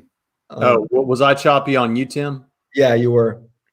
Okay, well, I think the point was made. You knew where I was going with that. Yeah, I think we got most of it, but yeah, thanks for pointing that out. So let's go back to the bread illustration that Guillaume was talking about. 5135, I believe. He says, quote, "I smell the bread, but I freely chose to believe no one baked the bread." End quote. And unfortunately, this misses the point. Again, this is not the free believing argument, at least not directly. I do discuss beliefs here, but I'm talking about do you have the choice in an indirect sense to choose some of your beliefs? So it's about the free thinking. It's the free thinking argument, not the free believing argument. Which, if you're free to think, then you can indirectly determine some of your beliefs. Yeah, I've used that from you, things that you've said, and the analogy you said about how you can choose to love someone by choosing to spend time around them, and those sorts of things. I think that's really powerful, the indirect doxastic voluntarism. But I'm a radical here too. I think you can actually choose. I could actually choose to believe that there's a pink elephant in the room with me right now. The problem is I just can't deliver on that belief to myself, but I can still decide to believe it. I just can't make myself come to the point of believing it. And that is a very subtle point, but I think something that slips through the cracks. The way your thing is worded, it avoids this and doesn't involve this, because you're really talking about what you're able to do or what you're able to think. But this happens a lot with when Calvinists say things like, well, you're bound by your nature such that you can't freely will to fly like a bird. Mm-hmm. Sure, I can. I can freely will to fly like a bird. I just can't deliver on it. Yeah, good. Right? Yeah. Deliver on it. That's good. Okay. Well, Braxton, I'm now issuing you the challenge to flesh that out a little bit for us in an upcoming Free Thinking Ministries article. Right. I'll do that. All right. Okay. So we're going to start to wrap it up here. We've been talking for a long time, but finally, in Eli's interview with Bignon, he takes my question. So I typed in a question in the comments like others are doing right now here. And during the Q&A, and he offered it to Guillaume. And so now he's going to directly interact with the mad scientist thought experiment. And it's funny, at first Guillaume complained, the mad scientist is not Tim Stratton's, something like that. And, he complains about me having Tim Stratton's free thinking argument, and now it's Tim Stratton's mad scientist. Well, the thing is I'm offering them in a little bit different manners than what most people typically see. And so after Eli reads it to him, then Guillaume, to his credit, quickly realized that this particular version of the mad scientist thought experiment is in fact unique to me. And he basically admitted that much. But after hearing my unique version of the mad scientist thought experiment, then I offered a challenge to Guillaume. And I said, how can you, not the mad scientist, rationally affirm that your beliefs are true without assuming and begging the question? And the response was, I stand corrected. It's not a manipulation argument, end quote. Well, let me stop you. Well, that's nice of the mad scientist. I'm glad the mad scientist was honest enough to correct Guillaume. However, I want to speak to Guillaume and not the mad scientist. So I'll ask it again. how can you, Guillaume Bignon, not the mad scientist, rationally affirm or argue that your beliefs are true without assuming and begging the question? And once again, the mad scientist says, quote, my response, believe it or not, will be the exact same as if it were God, end quote. Now, I think the proper philosophical response is lol, LOL. Tim, Yeah. somebody needs to, in the chat, needs to go and cut out the segments from this episode where you use the French accent. That's not good. Oh man, I'm sorry. I know it's not a good for Tim Stratton. What's that? French philosopher Tim Stratton. No, look, I hope Guillaume can take a dose of his own playful sarcasm here. I actually appreciate it. I don't see why philosophers and theologians can't have a little fun with each other. He does it to me. I'm going to do it back. But what does Guillaume mean by, when he says my response? In fact, this cannot be Guillaume Bignon once we go through the mad scientist thought experiments, because the mad scientist is the one who is causing and determining everything coming out of the artist formerly known as Guillaume Bignon's mouth, right? So we don't know where Bignon went. Bignon might be causally determined, not to see the absurdity here, but I'm sure that those who are viewing this, who possess libertarian freedom, can evaluate exhaustive divine determinism as an absurd view and reject Ed in favor of libertarianism. So last clip, Leighton, let's play the last clip we have here. It's at I got it. 2 hours and 17. Yeah, there you go. Let me switch this up. All right. Still half-baked. The mad scientist determines all of your beliefs. How could you claim to know anything? Well, it depends how the mad scientist determines all of my beliefs. If the mad scientist is just shoving beliefs in my brain, independent of any sort of proper mechanism to acquire those beliefs based upon the evidence, based upon proper perception, then yeah, sure enough, I cannot know any such thing. All right. So, all right. So he says the argument is still half-baked. He then asks the question, if the mad scientist determines all of your thoughts and beliefs, how could you claim to know anything? Now, remember, this is in response to after I gave the mad scientist thought experiment, and then I say, how can you, not the mad scientist, rationally affirm anything, any claims of knowledge? And he says, well, this argument is still half-baked. Well, wait a second. I want to hear from Guillaume. And then he says, if the mad scientist determines all of your thoughts, well, okay, wait a second. Not so fast, mad scientist. First of all, please set Guillaume free. Second, the free-thinking argument is not against any and all knowledge. Rather, it shows that rationally inferred and affirmed knowledge is impossible. If one spends just a few minutes looking at what I've clarified over the past year on my website, one would see this fact. But the mad scientist now, not Guillaume, the mad scientist continues and says, it depends how the mad scientist determines your beliefs. Unfortunately, mad scientist, the how is irrelevant. The fact remains that if the mad scientist causally determines exactly what one thinks of and about, and exactly how one thinks of and about it, then one stands in no position to evaluate any of his thoughts or beliefs as good, bad, better, the best, true, false, etc. Note that range of options, right? Now, all one's left with on Bignon's odd Ed view, on this exhaustive divine deterministic view, is assumptions, which cannot be rationally affirmed or argued, but these assumptions are not even up to Guillaume, for they are also caused and determined by the mad scientist. Again, I don't even know where the mad scientist, or I don't even know where Guillaume went here. Again, as William Lane Craig has pointed out, a sense of vertigo is warranted. Well, it's too bad that Guillaume wasn't able to finish this conversation, and it's too bad that Guillaume has been taken captive by the mad scientist. So, expect to see his picture on a milk carton soon. Okay, well, I think my point has been made via reductio ad absurdum. Closing thoughts on? I think we pointed out before that the whole proper mechanisms issue what are the proper mechanisms of determining someone else's will? Again, he may just appeal to mystery to that, as we don't know what those proper mechanisms are for man to remain blameworthy for the choices that he is somehow causally determining. But again, suppositional arguments allow for you to say, okay, let's suppose that the mad scientist is using those exact proper mechanisms. Then how do you answer the problem? How do you answer the question? And that's what it seems like you're pointing out, that he failed to answer that, because if he gives an answer, he's giving the answer that the mad scientist has, with the proper mechanisms, causally determined him to give. And therefore, he is not giving those answers. The mad scientist is. And this is what, in theological world, we talk about how, especially if God is the only one with the will, then I have no will independent of what he has willed for me to will.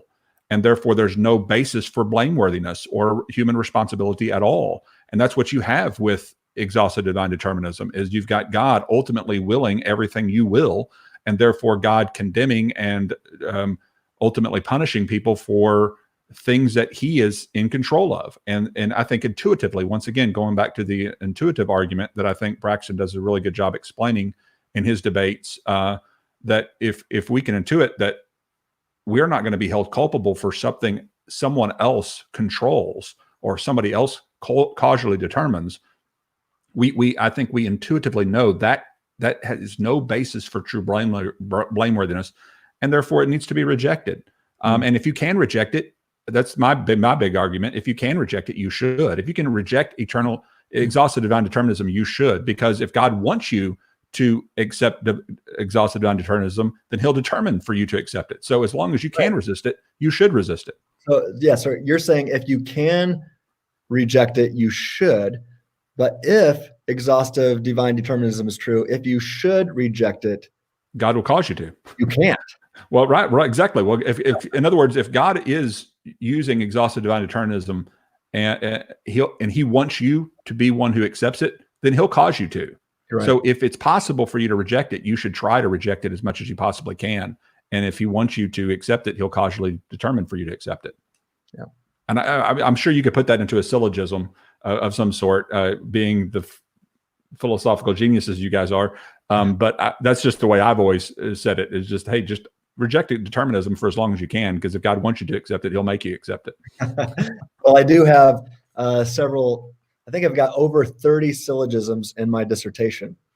And so some of them I think are very similar to what you just offered there. I only have one syllogism in your dissertation. You do, but nobody. Yeah, that's better than me. I don't think I have any syllogisms. I've got your syllogism. I've got one from Kirk McGregor. Got another from Elliot Crozat. Most people don't know Elliot yet, but he's been published in Philosophia Christi a couple times recently. He contributes for Free Thinking Ministries as well. So keep your eyes on these guys, along with Euquibus Erasmus. He helped formulate many of my arguments. So it's been fun. It's awesome to surround yourself with guys who are way smarter than you, and that's how I consider the two of you as well. So I thank both of you for sharpening me like iron over the last couple of years, and I look forward to working with you guys more. Braxton, did you have something you wanted to add? Just like to echo the humility back on to both of you that has been shared by both of you. I obviously, as I said in my episode, Leighton has been instrumental in much of what I've done over the past few years, and is a hero of mine in that regard. And I think it's absurd that the guy with 30,000 YouTube subscribers is saying that he needs to listen to us about these things. That's right.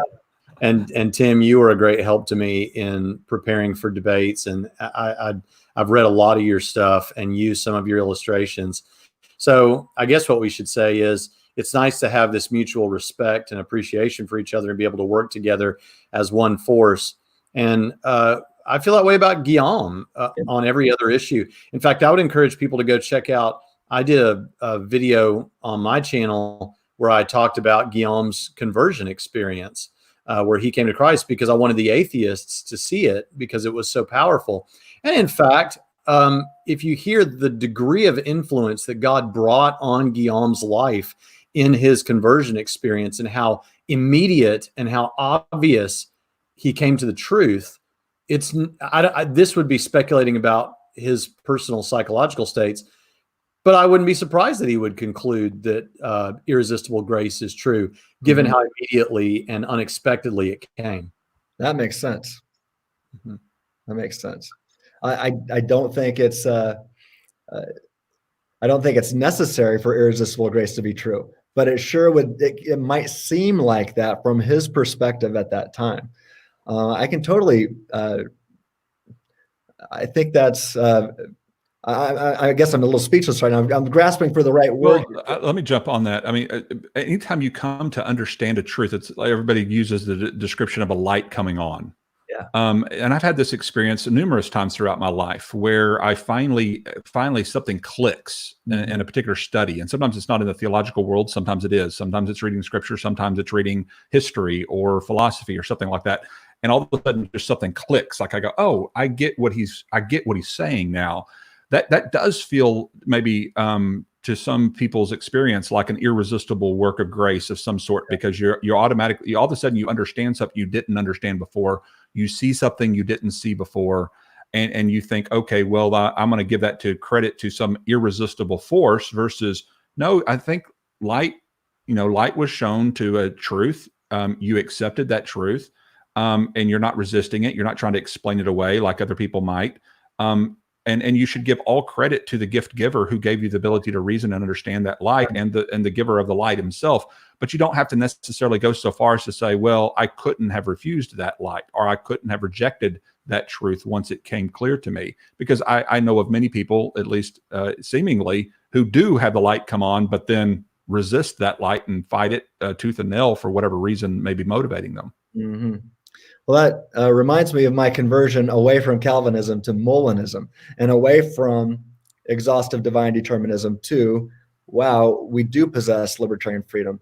In fact, as I noted earlier, I was a committed 5-point Calvinist who also affirmed this Edwardsian exhaustive divine determinism. And when I first heard, I started listening to William Lane Craig's debates. And in his debate, I was cheering for him because I saw this wave of atheism sweeping the church. And so I was trying to see how to interact with a lot of these atheists. And so I'm watching his debate with Christopher Hitchens. And he made a passing comment that he thought Calvinism was false. And I was like, no, I was loving this guy. And now all of a sudden, I've got to be opposed to William Lane Craig. And so I was going to refute him as the good Calvinist, as the good determinist. I was going to refute him. So I started Googling Dr. Craig's views, and all this stuff on Molinism came up. I'd never heard about Molinism at that time. It was probably, 10, 11 years ago, somewhere around there, probably around 11 years ago. And I was like, I'm going to disprove Molinism. And I started studying it almost every day for nearly a year, probably close to a year. And, I was trying to argue it, trying to disprove it, trying to debunk it and refute it. And then one day, it was Super Bowl Sunday, and I'm watching the Super Bowl with another pastoral friend of mine who has a philosophy degree. And so we were sitting there watching, I think it was when the Green Bay Packers won their last Super Bowl. And we watched the first 3 quarters, not really watching the commercials or the game, just discussing this Molinistic view and libertarian freedom and determinism and what follows from all of that. And then we looked into scripture too. And then in between the 3rd and 4th quarter, that light bulb went on and it clicked for me. And this exhaustive divine determinist became a libertarian freedom fighter. And I realized, wow, Molinism does make sense of this. You can keep your predestination. It makes sense of these confusing Bible verses. It makes sense of our experiences. It just makes sense. And so I had a similar conversion experience just from one view to another. And I hope that Guillaume, after considering these things, has another conversion experience. We're glad he's saved. He is a brother in Christ, and unless he's concerned about losing following or losing respect from people, I've experienced quite the opposite. When you are willing to humble yourself and to shift a perspective that you see as false, you end up gaining a lot of respect. and a lot of people who are willing to follow and listen because they say, okay, this person is a free thinker. This person is open-minded. This person's willing to humble themselves and admit when they were wrong. And so our pride oftentimes keeps us from, and I went, a lot of people don't know, but when I came out of Calvinism, I didn't say anything for probably a good 7 years, except to my best friend and my wife, possibly. But everybody else, I kind of kept it secret from, because there was that issue of going, man, I helped to split a home church over this issue. I mean, there's a lot of damage that was done, that kind of a wake in my path of relationships hurt, because I was defending what I really believed was biblical Christianity when I was defending Calvinism. And it was really hard for me to kind of swallow that and to go back to the old pastor that the church, who was a pastor of the church for over 40 years. And I helped split his church, and I had to humble myself and go to them and apologize to him. And I was hard to do, but I have not regretted that at all, because it's really given me obviously a platform in what I'm doing now, but also has helped, I think, a lot of people based upon testimonies that I get on a regular basis of people who were really close to leaving Christianity because they really thought Romans 9 taught that God determines evil. And they had concluded God must be evil if Romans 9 is true from a Calvinistic reading of it. And so the reason I'm getting into all of that is just to say, if Bignon happens to be listening to this, please don't allow maybe the writing of your book or the scholarship or the things, the admiration that you have from other Calvinists keep you from being honest in reflecting on these things and just leaving open that door to say, maybe I have reasoned wrongly about this. Maybe there's another better option here, like Molinism, that I could consider if I leave open that possibility. And it's a mark of an educated mind, as Aristotle said, a mark of an educated mind to be able to entertain a thought without necessarily accepting it. And we're just saying, be open to at least entertain it well enough to understand it, therefore maybe being able to be persuaded by it. Well, I think Bignon has said that Molinism is his favorite of what he considers to be false abuse. So, so that's good. And the three of us, I think we'd be quick to affirm that we have to have that same humility. Hey, if we turn out, if it turns out that we're wrong about this, are we willing to change our minds? Now, we could say, does that require libertarian freedom to change your mind or not?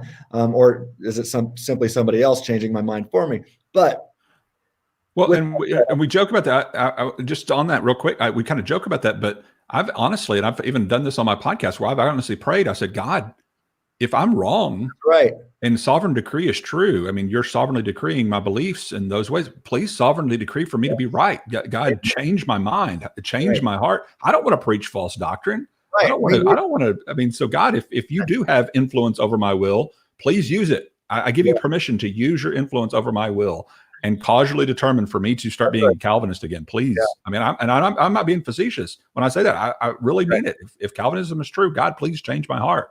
Amen. I completely concur. So I think that's a good place to end this. How long now? Right over 3 hours. It was great hanging out with you guys for 3 hours.